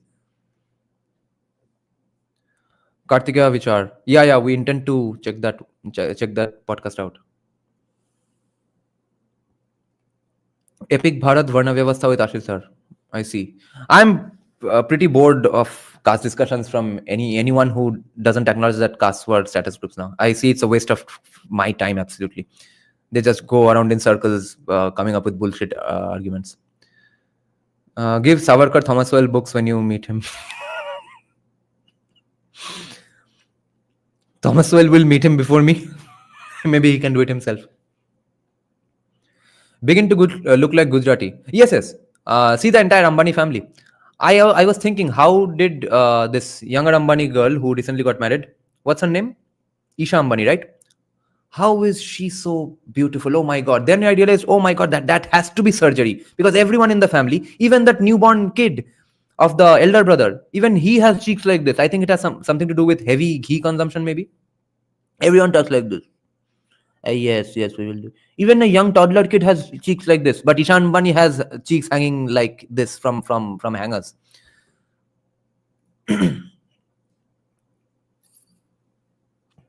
Neeta Ambani is not Gujarati, I guess. Is she? Jayarasi is saying, after hearing him yesterday, I think that Hinduism is facing more threat from missionaries than any other. No. I think Hinduism is facing more threat from a socialist state than any other. Yeah, anyone who looks smiling all the time has definitely done Botox, but everyone else, I think it's because of ghee consumption that their cheeks have gone down. How can we make the people accept Savarkar? How can we pull him out from under the bus? This is interesting.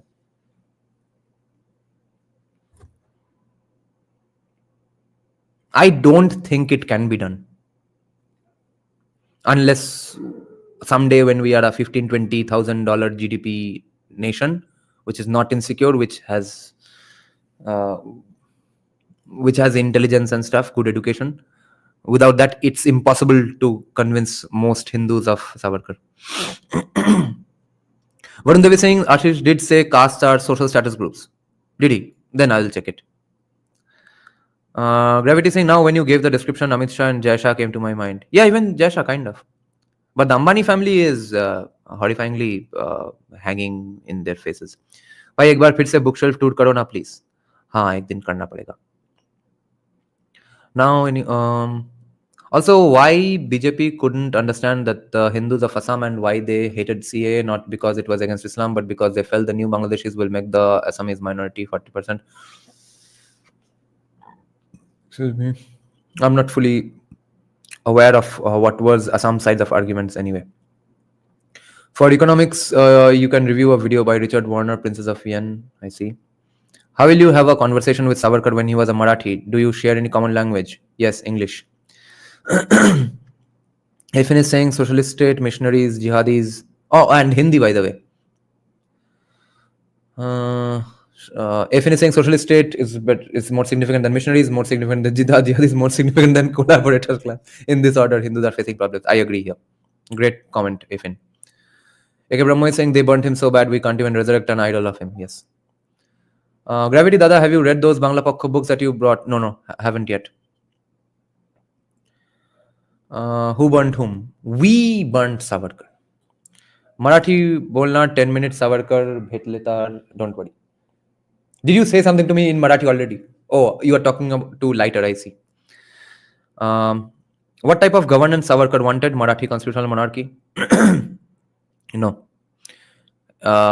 In everything else except economics, he was he pretty much had views that a libertarian would have wanted.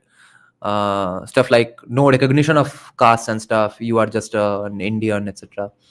On economics, he had a seemingly socialist view, but it was pretty different from those poverty worshipping leftists, which I think was very interesting to say the least. And I can cut him some slack for it, because in 1940s 50s no one not too many people had realized, especially people who are not economists, that socialism is definitely going to fail forever and ever. He did not know, he did not see the results of Cuba, Venezuela, Soviet Union all going to hell, or West Bengal and stuff. Okay, so his view was that yes, factories, etc., big companies must be nationalized, but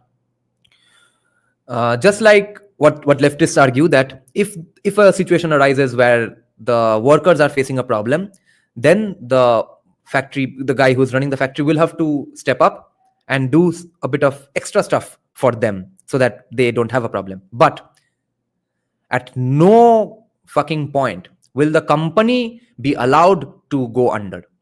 If the company is facing problems and their productivity is facing problems, then the workers will have to step up and make sure that the company doesn't go bust, which is the side of the argument, the part of the argument, the second half of the sentence, which leftists never acknowledge, and therefore fucked every country they ever gained power in.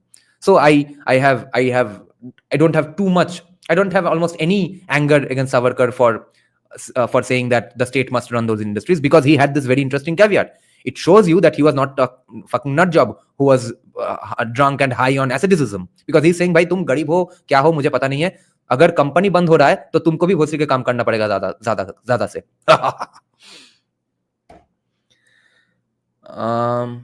अरे ये जिनिसटाके मात्स्या न्याय बोले, not socialism. Matsya Nyaya is the order of the day anyway. Kartika Vichar is saying Veer Savarkar taught Marathi to Bengali prisoners, Bengali to Marathi prisoners, and both to... Yes. When he was in prison, the first time he is allowed to order some books, he orders, along with other Garibaldi, Mazzini, Shakespeare and stuff, he orders Rabindranath, Bankim and Madhusudan Datta. Gravity, how do they do that in China then? Those workers work too fast, at least in their promotional videos that they make. Who knows what happens inside China? And Gurmukhi to both Bengali and Marathi. VXT is saying, are there any views from Savarkar about the South language politics happening during his time? Karthika, can you reply to VXT here? I can't remember exactly. Did I read something about his views on Dravidianism? I'll have to, by the way, read the Six Glorious Epochs. That's the fourth book I'll read, and after that I'll probably stop reading anything about Savarkar. On Dravidianism, I don't think I have read so far. Was Hindi popular during 1900s? Absolutely. Because back then Hindi was very, very close to Sanskrit, the Shuddh Hindi. And all elites, educated people knew Sanskrit inside out. So they would have no problem understanding that Hindi. Nahi hai to nahi hai, just move on.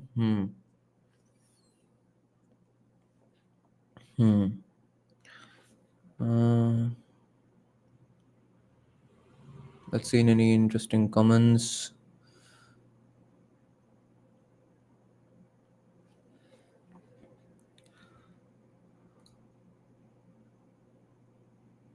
What do you think will happen to a Chinese labor union if they're gonna strike there against their company for a fair pay or something? They will disappear. You won't even find their dead bodies. Let us say Niranjan lusts over Savarkar. Never have I ever had so much knowledge from anyone else on Savarkar other than you. तो इसके लिए lust काहे चाहिए? Kartika Vichar is saying even in Tamil Nadu, Veer Savarkar was extremely celebrated figure, but that must be only among Brahmins, right? Brahmins of Tamil Tamil Nadu who don't live in Tamil Nadu anymore. There are leftist rumors that Savarkar was gay. Yeah, that might be one other thing that I might ask when I someday meet him. Why are you gay? As leftist said that you are gay, sir. Why are you gay? One nation, one belt. Oh.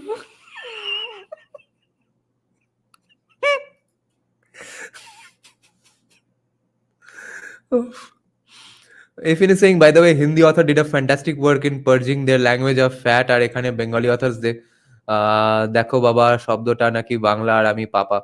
আরে ভাই জোর করে কি সব আরবি word ঢোকায়। Efin, did you check out our Bengali live stream of Nidja?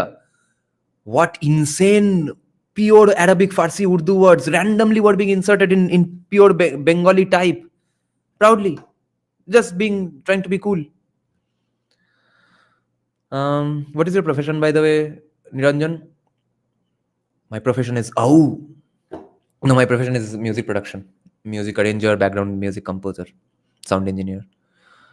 Brother Bengali from Assam, but when I talk in Bengali, why does it feel different from West Bengal? Yeah, because every region has different dialects. I mean, even in West Bengal, the Bengali that is considered to be the correct Bengali is only Kolkata's Bengali. That too, it could well be argued that it's Kolkata's Brahmin Boidyo Kayesto kind of Bengali. Although Kayestas had a different separate language of their own, which doesn't exist today, which they forgot because of assimilation into every place they went to. It used to be called Kayeti. But like just go 5 kilometers outside Kolkata and Bengali changes. Go to Bakura, that Bengali is almost unintelligible to a Kolkata-based Bengali. DJ can never be unemployed. I'm not a DJ. Did Savarkar say that what Rathi preaches Savarkar said? Oh, yeah, I have not read that part. I have been wondering about it for many days, but recently Vikram Sampath went on a podcast and clarified it. He said that I think he had written that for many centuries, Hindu kings have lost battles because of their notions of honor and stuff. Yeah, this is beneath us. We won't do at least this, and then have got their asses handed to them. So how about stopping this idea of honor which makes us lose wars? So if they do that purple fruit thing, we will also do that purple fruit thing. No honor for the dishonorable. No free speech for the intolerant.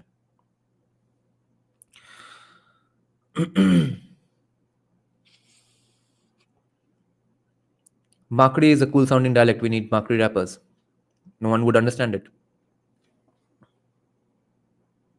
Unmesh Ganguly is that purely Bakri? Because that is Tao, at least, I mean, it's still intelligible. I once went to Bakura Medical College for a band competition. None of us had any fucking clue what people were saying around us. The locals.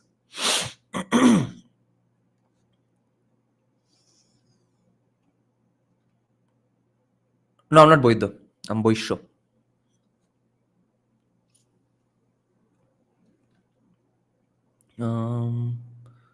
কলকাতাটা name কার ওপর পড়েছে আর কলকাতা মুসলিম majority হয়ে গেছে নাকি?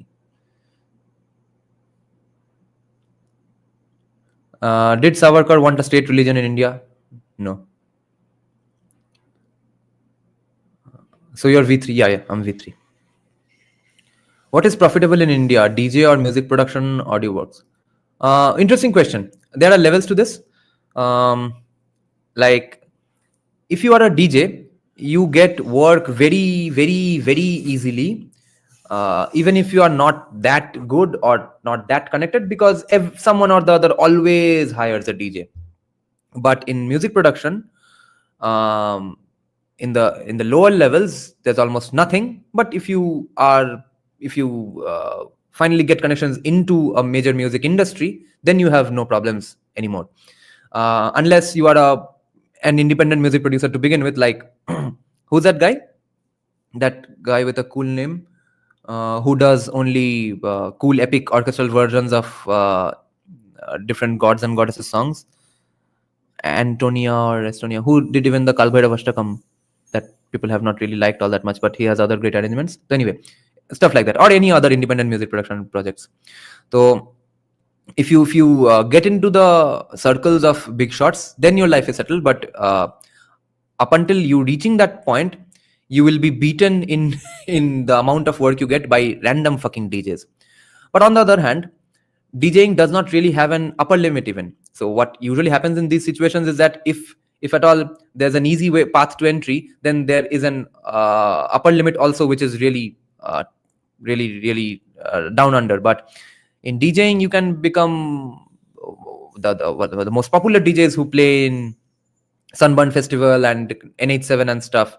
So you can be an absolutely gigantic, rich, famous DJ, and you can be a poor DJ, but who's always drowned in work. That kind of won't happen with music producers. Harmonian, yes, Harmonian. If 6 million was per what was the qualification of Savarkar, and do you think Savarkar was involved in Mohandas' assassination? Qualification of Savarkar was that he was a law master's dropout, I guess. Dropout because he had to drop out because he was sent to jail from England when he was in England studying for it. And do I think he was involved or not?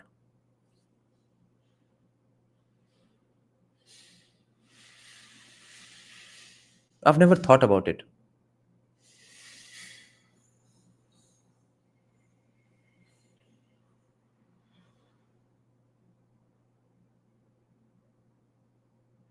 I am inclined to think he was behind it, except just one factor, that I wonder if Savarkar would have been stupid enough to not realize that it would make a martyr out of him.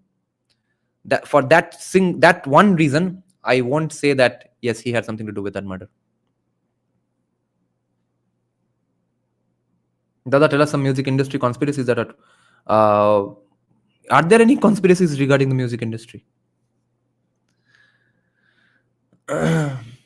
না না আমার মা একদমই দেখে না.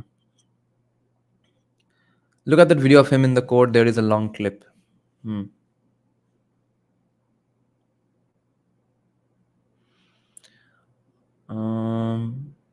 26k stack now the carrot of jobs in next 3 months. Will it sway political sentiments in the rotten state? No.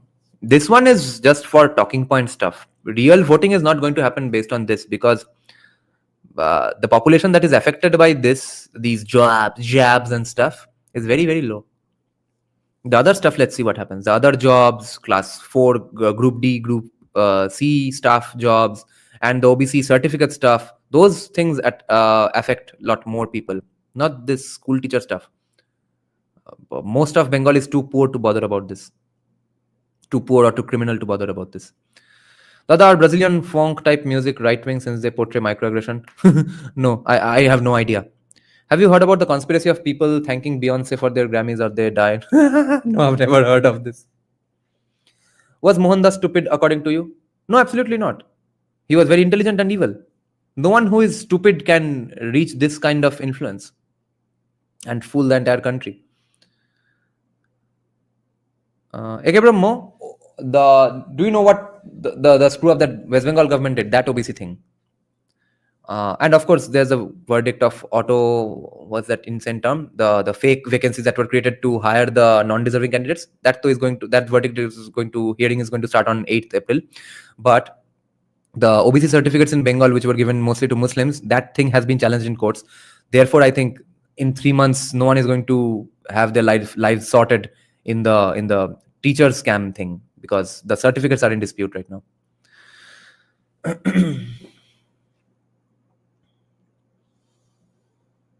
Anna, rate Gandhi on a scale of 10. For what? For his intelligence or for his contributions? To give a Harry Potter reference, Gandhi was a master of the imperio cure. Yeah, and even in reference to Harry Potter, remember what Ollivander, the wand maker, said to Harry when he first walked into his wand shop, that Voldemort, the main villain, did great things. Terrible, but great. That's Mahatma Gandhi. With the Beyonce thing, people claim Kanye saved Taylor Swift by doing the publicity stunt because she wasn't gonna mention Beyonce.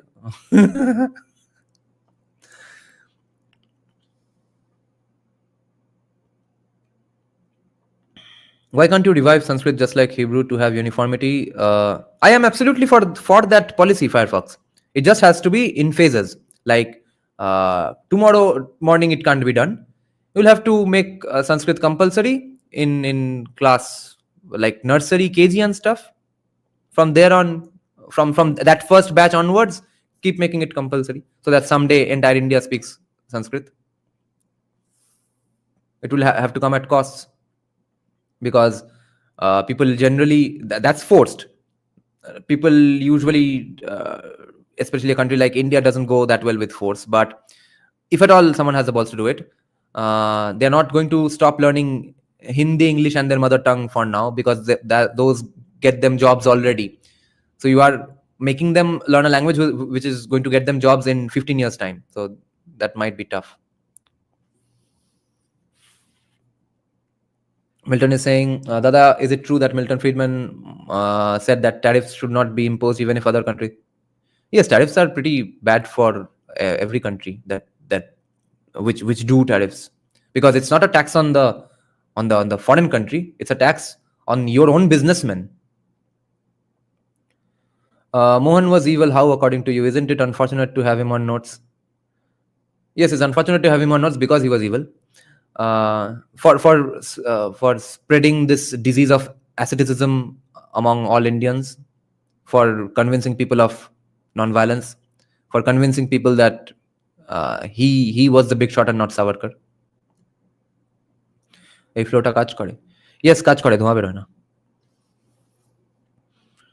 Tax on domestic consumers, yes. If anything, for everything we want a radical Hindutva elite is required, like what right wing says about yeah.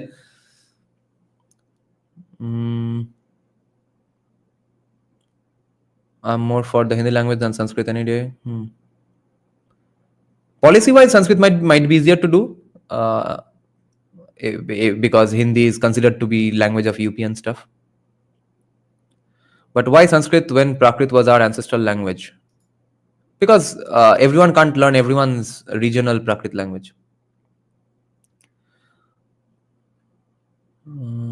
Sanskrit also needs modernization with new words like Yiddish and German. Yes, it can't be a fossilized museum language. Yeah. Cigarette smoking has almost stopped because of flow. Why do you hate radical Hinduism when it will solve most issues? Are you asking me? Explain to me what's radical Hinduism for you. If it's anything other than just empty, cool sentences on the internet, I'm all ears. People also claim Tamil predates Sanskrit from enough people in the south. Yeah. वो debate discourse जब होगा तब I think handle हो जाएगा. भैया कभी podcast करे साथ में answer. Yeah, good idea. I would love to have you. But I don't think Gandhi convinced Hindus of asceticism. They already were. No, he articulated those ideas and sold himself as an ascetic even more. Hindus definitely were already. For Sanskrit to become a national language, it should be reformed like English language from grammar POV. Otherwise, there's no point. I don't think reform is the main prerequisite. Reform is, it's important, but it's not that necessary. In Shaiva Agamas, Tamil Shaivism, both Tamil and Sanskrit is divine. Sanskrit from the right of the Damru and Tamil from the left. तब फिर all of a sudden you will see no one gives a shit about scriptures. बाकी दिन scripture यहाँ पे वो लिखा है, गीता में ये लिखा है, वो बोलते फिरेंगे. For Sanskrit to yeah.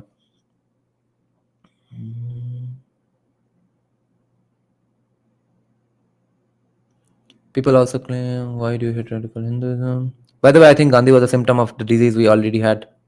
Perhaps. So it's okay for me to hate the disease and the symptom at the same time. In my opinion, even Sri Ramakrishna also promoted asceticism. Um, I have not read Ramakrishna at all, except the first 4 pages of Kathamrita, the Gospel of Sri Ramakrishna Thakur, to comment on this. But it would be, off the top of my head, I think it's tough to argue that any random ascetic is doing that thing called asceticism. Okay. Because asceticism, as the evil thing we are describing, is when a guy who can have something but doesn't, who has something to renounce in the first place. Sri Ramakrishna was so poor that he had nothing to renounce, and therefore he was an ascetic by default. His base form, to go into Pokemon lingo, was ascetic. He did not quit things as a show off and then become an ascetic, and therefore did not do asceticism. That I can say all this based on having not read anything from Ramakrishna, by the way, based on just what I know off the top of my head about him.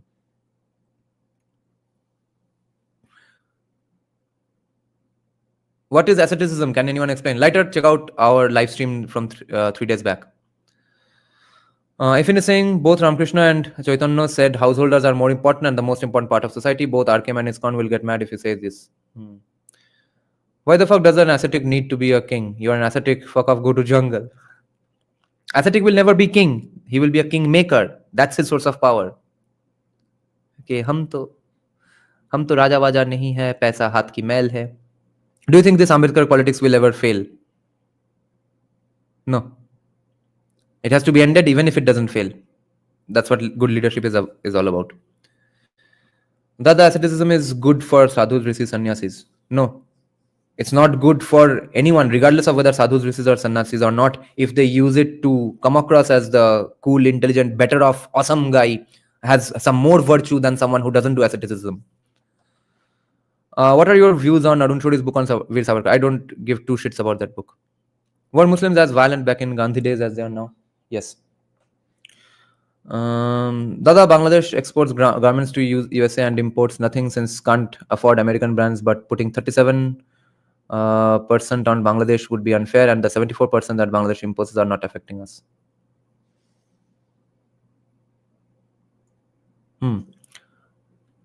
Why do you hate asceticism? Because it lets people with no real contribution in society or virtue to come across as the guy with some contributions in society and having some virtue just by pretending to be fucking poor. It's a huge fraud methodology. That's why I hate asceticism. You buy the Aryan invasion theory? No, I don't care about it. Whether it happened or didn't happen, I don't see any relevance to Hindutva. That I'm not talking about show off, I'm saying spirituality. How will you know who's doing for spirituality and who's doing for show off? You'll never know about anyone. Asceticism has to be on the mental level, not on wealth or material level.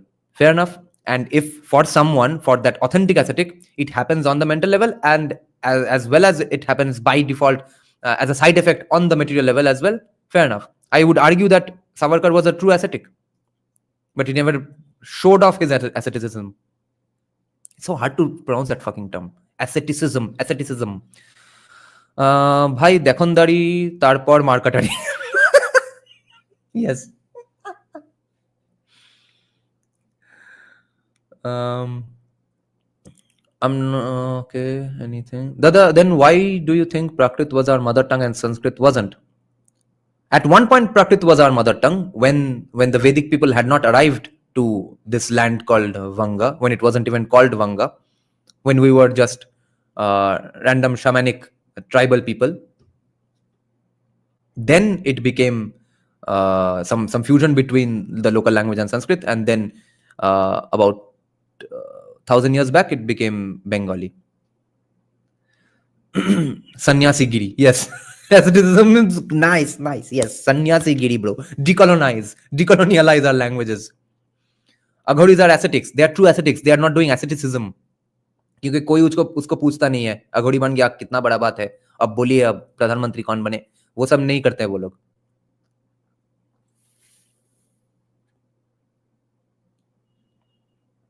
Gravity, yes.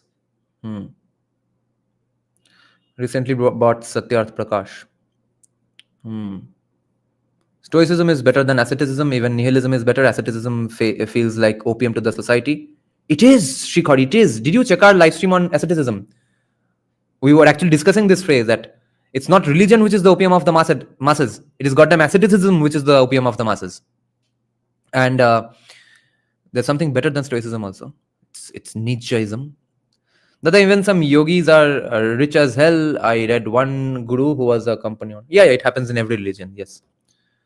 So you think Vedics came from Iran 2000 years back? May or may not have. I don't give a shit. But they definitely were not in Bengal to begin with, because the Indian right wing view, any view that's opposite of the Aryan invasion theory, say that they originated in Haryana. So fair enough. From Haryana, they came to Bengal. Rigved was not written in Bengal. Do you think Bhagavad Gita preaches stoicism?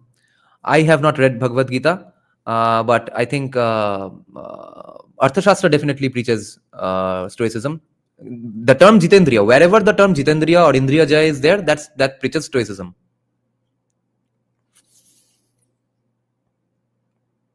You should wear some sadhu clothes, please lead the masses. Yes, if I did not wear a black t-shirt, I would have many followers by now. By the way, Marcus Aurelius's wife cucked him and slept with a gladiator. In retaliation, Marcus killed him and forced her to bathe in his blood. Is this disputed or is this undisputed, these claims? Later, yes, I answered it already. Prithviraj is saying opium is a good analogy. It is harmful, but it makes them feel better. But explain the harmful part. Good question.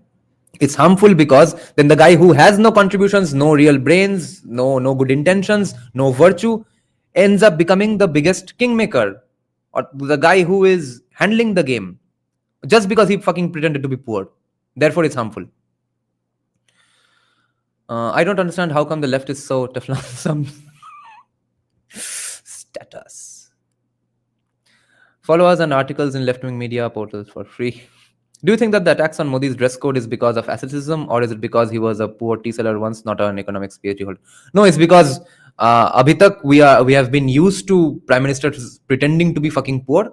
Modi doesn't pretend to be poor, except when he says हम तो फकीर आदमी है झोला लेके निकल पड़ेंगे. तो फकीर आदमी है झोला लेके निकल पड़ेंगे. At the same time, he also says that I like wearing good clean clothes, bro. तो फकीर आदमी doesn't wear good clean clothes. So he also plays asceticism when required and says fuck you to asceticism when required. But leftists are pissed off with him for not being ascetic enough, not doing asceticism enough.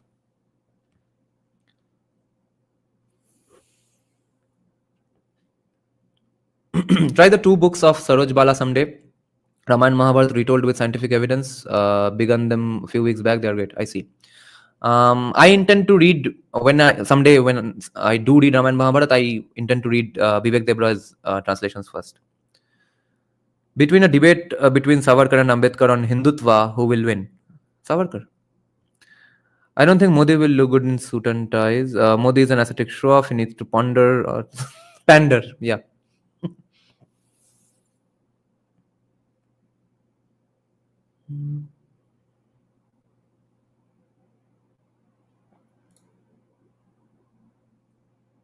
Nice, but nobody used to say anything about MMS when he used to wear foreign wear suits and blazers during his foreign visits when Rahul wears Lacoste polos.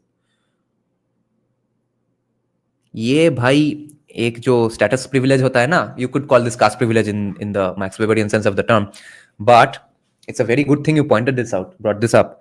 That bhai, we were discussing it yesterday, no? That some castes in the Weberian sense. So every caste gets away with something, doesn't get away with something. तो ये Nehru family का, Gandhi family का, ये fake Gandhi Nehru family का एक बढ़िया privilege बना लिया है कि they are the only ones who don't have to play ascetic and even then I guess be the kingmakers. They are not really kingmakers, but you see their asceticism is in Rahul Gandhi doing that Padayatra.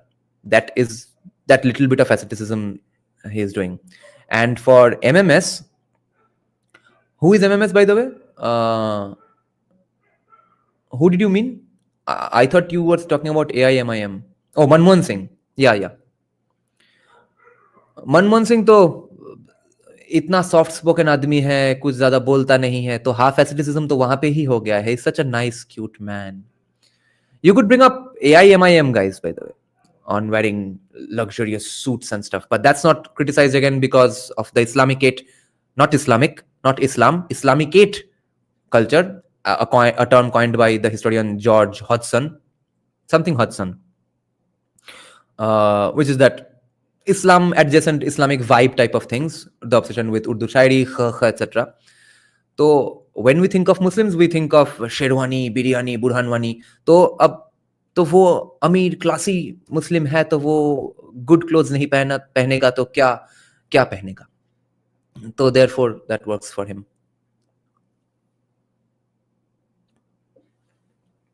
Dada, did you see UK is now linking Hindutva to Tommy Robinson in Leicester case and now terming Hindutva as extremist? Yes, I DM'd Tommy on Twitter before the rest of most of Indian right wing found out about Tommy to come on my podcast. He even replied on a voice note that yeah, set up this and that time. Then he began getting arrested every day. But have you all seen Tapan Ghosh's interview with Tommy? Tommy was back then a really young guy. He's not that famous at that point. He interviews Tapan Ghosh when Tapan Ghosh went to England to give a speech in the parliament. Marshall Hudson. Why Savarkar didn't try to push himself to be the king or the kingmaker? He did. We are reading about his efforts only. But his efforts were not manipulative enough for the stupid fucks who like asceticism. He failed at that, yes. Do you watch the podcast of the Lotus Eater? No, I do follow Sargon of Akkad's personal YouTube channel. Every now and then I listen to a video of him. How many hours do you sleep usually? Usually it's 8 hours only. On 7.5 hours I can still function, but if I sleep 5 to 6 hours, it's so much of a struggle, and my productivity goes to hell to such a degree that it's not worth the effort. And especially sometimes when I get random music production works, like here's a song that would require you a month, but give it day after tomorrow. So in those situations, I have to quit sleep completely. But that's why I can never properly balance my College Street Kolkata channel commitments and music properly. क्योंकि music में ऐसे ऐसे काम आते हैं, ऐसे randomly काम आ गया, अब 3 दिन के लिए खाना पीना सब बंद, नींद विंद सब गाड़ में डाल के चलो काम खत्म करते हैं. Someday, I mean, obviously, A. Rahman doesn't have to face these problems, or Hans Zimmer. They can do it on their own time. But of course, at the station I am in my life, in my profession, I have to handle these and accept these demands. Who was more of an intellectual, Savarkar or Ambedkar? And do you think in their days they were the two best intellectuals, and did they know about each other? Oh my God, Lighter, you don't know anything about Savarkar. Yes, they knew of each other. They wrote to each other. Savarkar even wrote to Ambedkar saying that I agree with everything you are doing against casteism, but don't you acknowledge that it's not the Brahmins, just the Brahmins who are doing these things? Why aren't you acknowledging that your own caste Mahar also does oppression or discrimination against the castes which are lower to Mahars? And then in the Janki Bakhle book, we have read many references to Ambedkar that Veer Savarkar did, that he's a great man, is a great intellectual, and why casteism must end. Because imagine if him being a Mahar, we asked him to just run a bullock cart, India would have lost out on such a great man, etc. Okay. We need to rig two games, Brahmin Bhojan and asceticism. Brahmin Bhojan, to yes. Asceticism, I just hate it with so much of my every fiber of being that I'm not sure how to rig it. It doesn't even come into my brains. I hope someone ends up rigging asceticism in her favor, but wo mujhse nahi hoga. Brahmin Bhojan ideas I can contribute to. Do you have your music in YouTube? Yes, I have. Sargon of Akkad hates Hinduism and Hindus. Yes.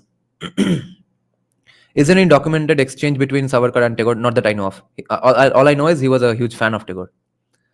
How can we learn audio production online and do it as a part-time, as a job, like work from home setup? audio production is work from home only. Basically, you'll have to just have a good enough computer for it. You can learn audio production online. There are countless free and somewhat free courses online. You can do it. My own teacher teaches online as well. He can guide you. His name is Ritobroto Kaur, Rhitabratokar. He is one of the top 3 sound engineers in Eastern India, according to me. সালা কে inspire করলো আপনাকে সাভারকারকে এত পড়তে? আমি যত সাভারকারকে শুনছি তত আমার চরম লাগছে। Yeah, Lighted is asking, wow, who inspired you to learn about Savarkar so much? The more I'm hearing about Savarkar, the more I'm getting fascinated. And yes, that is the thing that I also begun realizing about Savarkar. The more I read, and the more I get more fascinated, and more I get frustrated and angry at Indians for not understanding him and not giving him his due. So how did I get on the Savarkar path? I think my first trigger towards having any curiosity towards Savarkar was when Jesai Deepak, in his debate with Shashi Tharoor, said that even the Hindu Mahasabha constitution gave all citizens equal rights regardless of their caste, gender, sex, creed, etc. Okay, that's the first time I even came to know that, oh, Hindu Mahasabha did not have any Hindu Taliban ideas. What? Then Vikram Sampath comes out with his book. I have not read that book as of yet. I listened to his podcast and stuff discussing that book. Then I buy this book, then Janki Bakhle's book. But what most impressed me about Savarkar, all of those stuff came from Janki Bakhle's book mainly. So I guess because I have a leftist background, therefore I'm finding those stuff juicy. But I think right-wingers are doing a disservice to themselves who are hating that Janki Bakhle book and not reading it. Because you don't have to care about her conclusions, bro. Her conclusions, I'm saying, are hot shit. Her mathematics is 2 + 2 = 786. But the facts that she has brought out, the knowingly or unknowingly, the countless commie myths and propaganda and lies that lies against Savarkar that she ends up debunking are very, very important. And where else did you... I don't think anyone else brings these things up. How much the Indian Hindu orthodoxy hated Savarkar with their guts. How much Savarkar trolled the fuck out of them. That no one talks about. What were Savarkar's views on Netaji?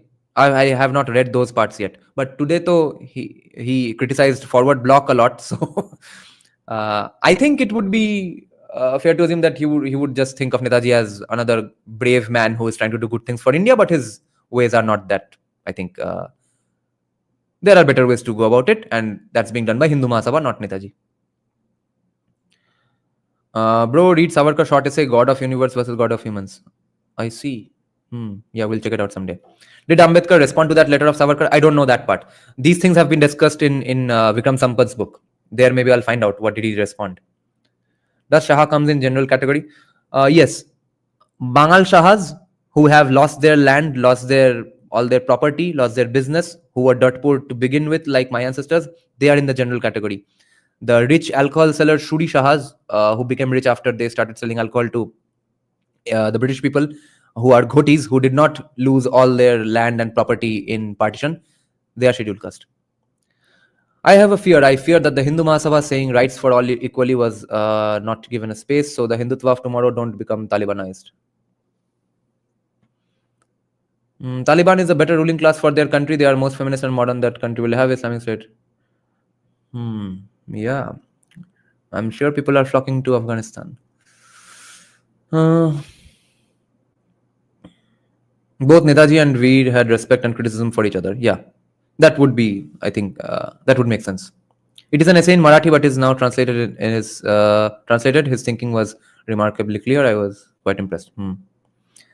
Where is our Batman? It's been a long time since he disappeared, Deepde. Yeah, because his voice was recognized by someone in a restaurant. So now he is again further worried about his career, that if someone finds out or realizes this guy is that guy and writes it down somewhere on the internet, that mysterious sociologist is this guy who says these things in these videos, his future hiring in elite institutions will get absolutely fucked out of the window, because they do Google searches on everyone who are hired. Is your family from areas now in Bangladesh? Yes. Dhaka, Mymensingh, villages around Dhaka, not Dhaka city. As a Bangal Brahmin whose grandparents fled from Chattogram, Bangladesh, I feel you, Niranjan. Who is the Batman? I guess he's talking about mysterious sociologist. Just use a voice changer. Yeah, we are on it. We will someday try it. He's busy with a family emergency as well. আমি শুনেছি ওই সময় মেদিনীপুরে হিন্দু মহাসভা খুবই popular ছিল yeah it would make sense because gravity like Dr. Malay Patla was saying that when Gandhi, even after Gandhi has gotten murdered, he was not getting that much popularity in places where there was obvious love for Gandhi. In Bengal, no one gives a fuck. So much insane support for Veer Savarkar. Everyone's mind is boggled. So they were obviously coming from these places also. Are Dada, please check my last comment. It must have gone very high up. एक बार फिर से कर दो. I have no problems with spamming. बहुत scroll कर लिया वरुण देव. तुम एक बार फिर से type कर दो. Is there any point you disagree with Jesai Deepak?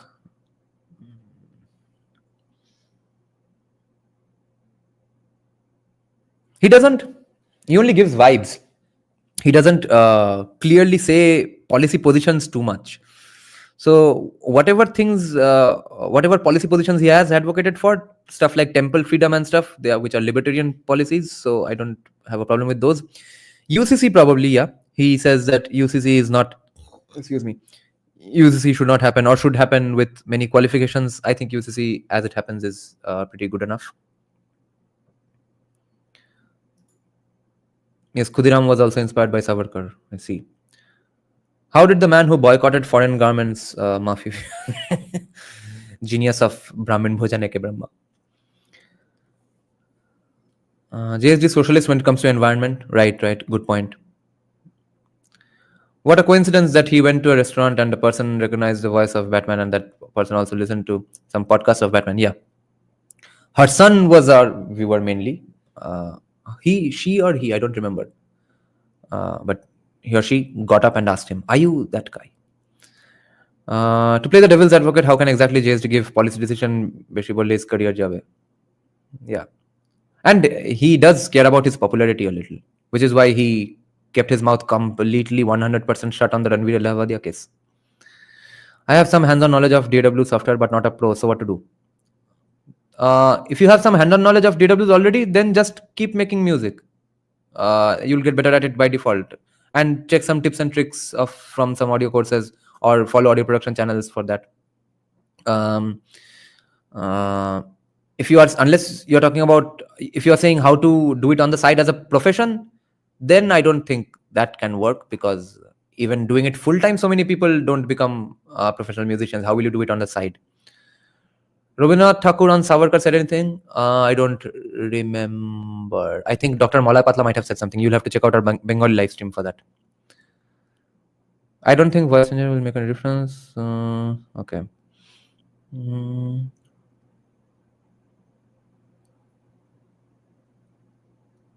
Yeah, Gautam Varun, I did that. I removed it.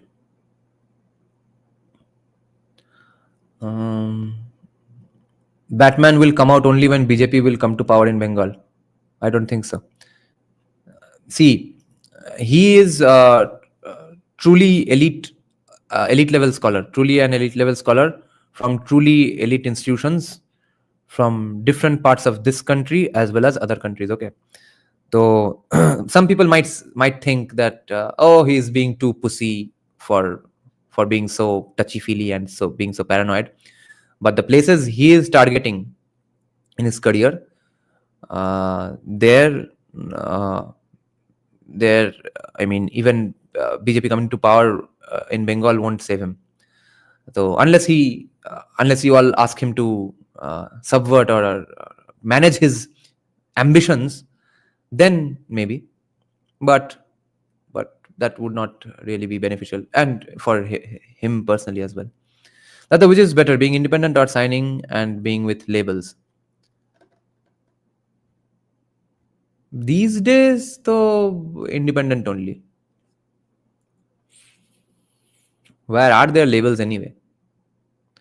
ভাই রামনবমীর প্রিপারেশন কেমন? আমার পুরনো পাড়ায় some TMC and CPM boomers are mad, but in this state, sub Changasi, how is West Bengal?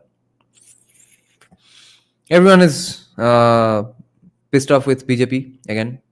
Ram is outsider, etc. is coming about now. That advanced argument has also come about, which I posted about, that Ram might not be an outsider, but you see, our Ram, Bengali Ram, the Bengali version of Ram, used to be the one who always sat quietly down at the feet of Ma Durga, whereas the Ganpati Bappa worshipping Ram is too patriarchal and evil.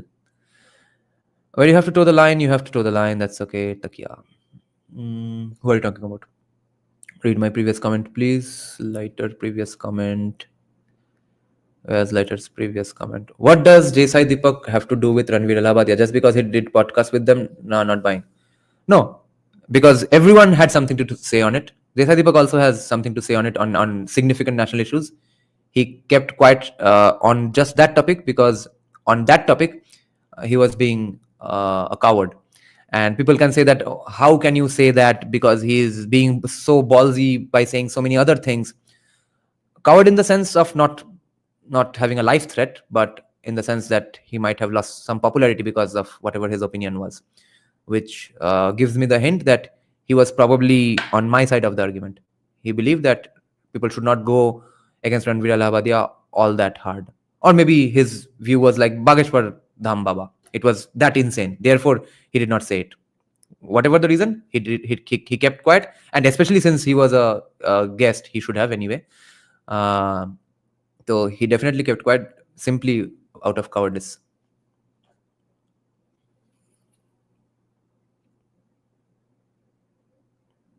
Dada, do you think the northeast of India will create another Rohingya situation for Bangladesh?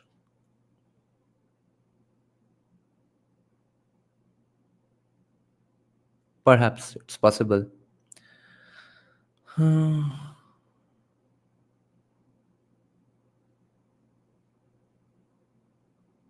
Yeah, Lighter. Now they have realized that they have pretty much lost the debate on whether Ram is an outsider or not.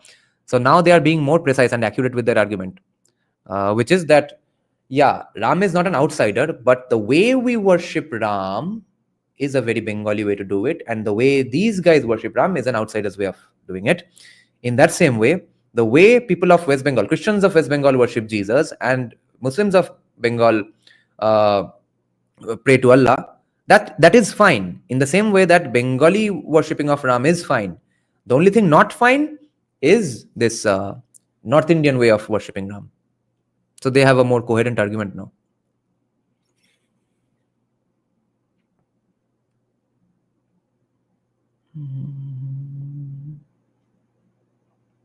Why? So it's true, Bangali Purush are mostly cucks. Masculinity dekhle, that Jalekano man hate these. Even that might be only with the city elites, mainly with Brahmin Puidos Kaistos of Kolkata. Because everyone else in Bengal is pretty happy to randomly go around killing each other from opposite parties. Pan-Hindu Sriram worships Shiva and will naturally be inclined to revere the wife and son of his guru as well. So the fuck is the basis of class between Durga worship and Ganesh worship? Say to me. Conflict, yeah. Will BJP ever come to power in West Bengal and ABVP motivated leaders in Jadavpur University? ABVP might not ever come to power in Jadavpur, especially in the arts department. But in engineering department, though, definitely. BJP will come to power, yes, when they can manage elections. Many Bengalis like Barendra Ghosh, Ullashkar Datta in their books wrote about their interactions with Savarkar when they were imprisoned in the Kalapani jail, yes. Ever heard of Bappa Rawal? Yes. And I like the song about Bappa Rawal from that Rajasthani rapper. Do you think Ranveer Allahabadia's comments were bad? I don't think so. Where does this morality come from? CSK, read my comment. Yeah, read. Are you a single child? Sorry to ask this question regarding TFR. No, that would be that would open up some security issues. Too much details. TMI. Can I have commented several times in a row? Can you see those comments? I don't know. Gali de diya kya? Therefore, I can't see your comments. Oh, yeah. Dada, can you react to Thomas Sowell books videos? I have already read out some portions of Thomas Sowell's books. I don't think that's too necessary, really. Maybe we can do a video on Thomas Sowell's views on India, but otherwise, not his entirety of views, because I at least have a very Thomas Sowellian way of looking at economics anyway. So I'm doing that all day pretty much, whether I like it or not. Ha ha ha. See, rapper से पता चला बप्पा रावल के बारे में. Gandu log. Not you. I'm talking about those people who say that even rap is ugly. A few days back, right wingers in Bengal found an excuse to go after a Muslim rapper because he did a rap on Janagana Mana. और कोई issue नहीं है, excuse नहीं है. Then some right winger guy commented on my video as well that yeah, your content is great, but why this Kutshit version of Ekla Chalo? Kutshit means ugly version of Ekla Chalo. Yeah, Ekla Chalo. A call to go on your own path, even if you are all alone, even if no one is there with you. That song should be sung in that cutesy 4-year-old child dancing in the local neighborhood function way, okay? No,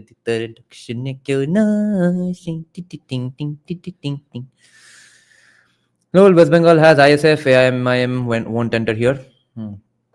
Most of our parents had one kid, no? Yeah, because a lot of them were fans of China. I would like to listen to a remix of Janagana Mana and Vande Mataram. There was a nice version of Vande Mataram at India's Got Talent when the famous Kolkata band Underground Authority participated there. They were the ones who basically brought in this era of having Bollywood covering rock bands in every event, or from corporate functions to marriages, sangeets, and college shows, etc. They were the pioneers of that genre. So Underground Authority's guitarist is Muslim and a very devout, pious Muslim and stuff. At least he wasn't forever. He a few years back, from few years back onwards, he started defending Islamic theology. But he's one of the best guitarists in Kolkata history. Will he come to any upcoming podcast? I can neither confirm nor deny that question or deny that answer. Dimapur in Nagaland is filled with yeah. I've seen the pictures. Have you seen Coleman Hughes? What do you think of him? I have seen some of his stuff. I have seen his podcast with Kushal, and I have seen his podcast with Razib Khan. Yeah, he's pretty good. I don't follow him all that much. Thank you, Gautam. Yeah, we'll also go offline now. I like your version of Ekla Chalo Re, but Apna Chatterjee's... Oh, Apna Chatterjee? Who is Apna Chatterjee? Or you mean Apna koi matlab tumhara koi Chatterjee? Which Chatterjee's version? CSK, can you do something with Bhavani Bharati Aurobindo deserves new music maybe? I see. Then I'll have to think of it.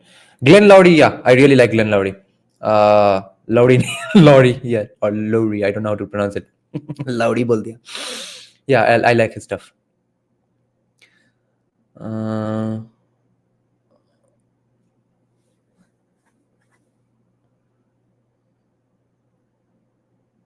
What are your views on why Mias can't come but Bangals can come and change demography in the Northeast? Do you mean Hindu Bangladeshis? Aparna Chatterjee, I see. Okay, I haven't heard that one. Why do you agree with Savarkar position not to launch a mass movement for freedom in 1942? Do I agree with it? I never said I agree with it all that much. I don't disagree or agree with it. I don't care. I don't think that was too significant of a point when we are discussing Savarkar. There are so many other countless significant things to talk about regarding Savarkar. Not his one decision on whether to do a movement right then and there or not. And he was not as popular as Gandhi or Congress anyway. So it's not like because of him we did not do the mass movements and therefore our independence got delayed. There was a rock version of Akbar Bidai Dema on YouTube. I saw people giving galis to the band in the. Yeah, I understand why they do, and I want to gali them back. But then I remember all the atheist fuckers who reacted the same way when rock versions of Rabindra Sangit were being done. So I obviously I cut some slack for devout Hindus who think Hindu songs must be done in a certain way. क्योंकि atheist भोसडी वाले ने same काम किया तो इनको कैसे बोले हम. Nikki Laura. Oh, no, I haven't heard of it. I'm sure it's not somebody's name. Did the founding fathers of India have right vision? No. Quit India movement was anything but non-violent. Yes.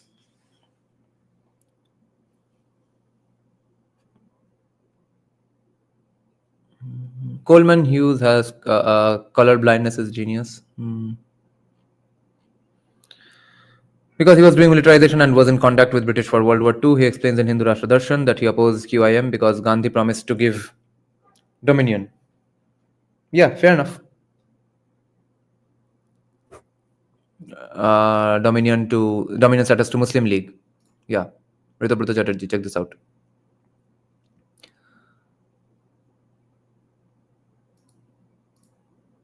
Shyama Prasad and Bengal Hindu Mahasabha were very eager to join, but Savarkar did not let them. Nikhil is an Austrian F1 driver. There's a Netflix documentary about him. Bhavani Bharti. Golwalkar also opposed militarization of Hindus. Yes, that's the RSS way. Socialism without Muslim appeasement. Okay then. 2.5 घंटे हो गया. Let's end the discussion now. See you soon. Probably not tomorrow. If at all I can come tomorrow online, probably in the midnight. I don't think I will be able to. Sunday, hopefully. Thanks for joining, guys. Good night. যদি সবাই ফিরে যায় ওরে ওরে ও ভাগা সবাই ফিরে যায় যদি গহন পথে যাওয়ার কালে কেউ ফিরে না যায় তবে পথের কাটা তুই রক্ত মাখা চরণ তলে একলা দলরে তুই রক্ত মাখা চরণ তলে একলা দলরে যদি তোর ডাক শুনে কেউ না তবে একলা চলো রে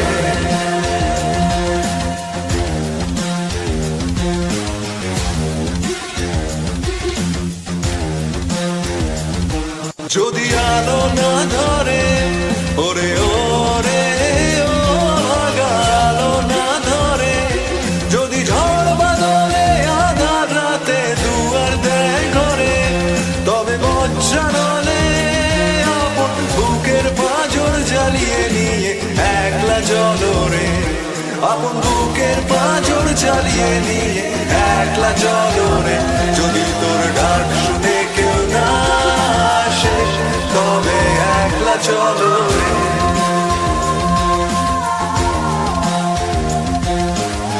একলা চলো একলা চলো একলা চলো একলা চলো রে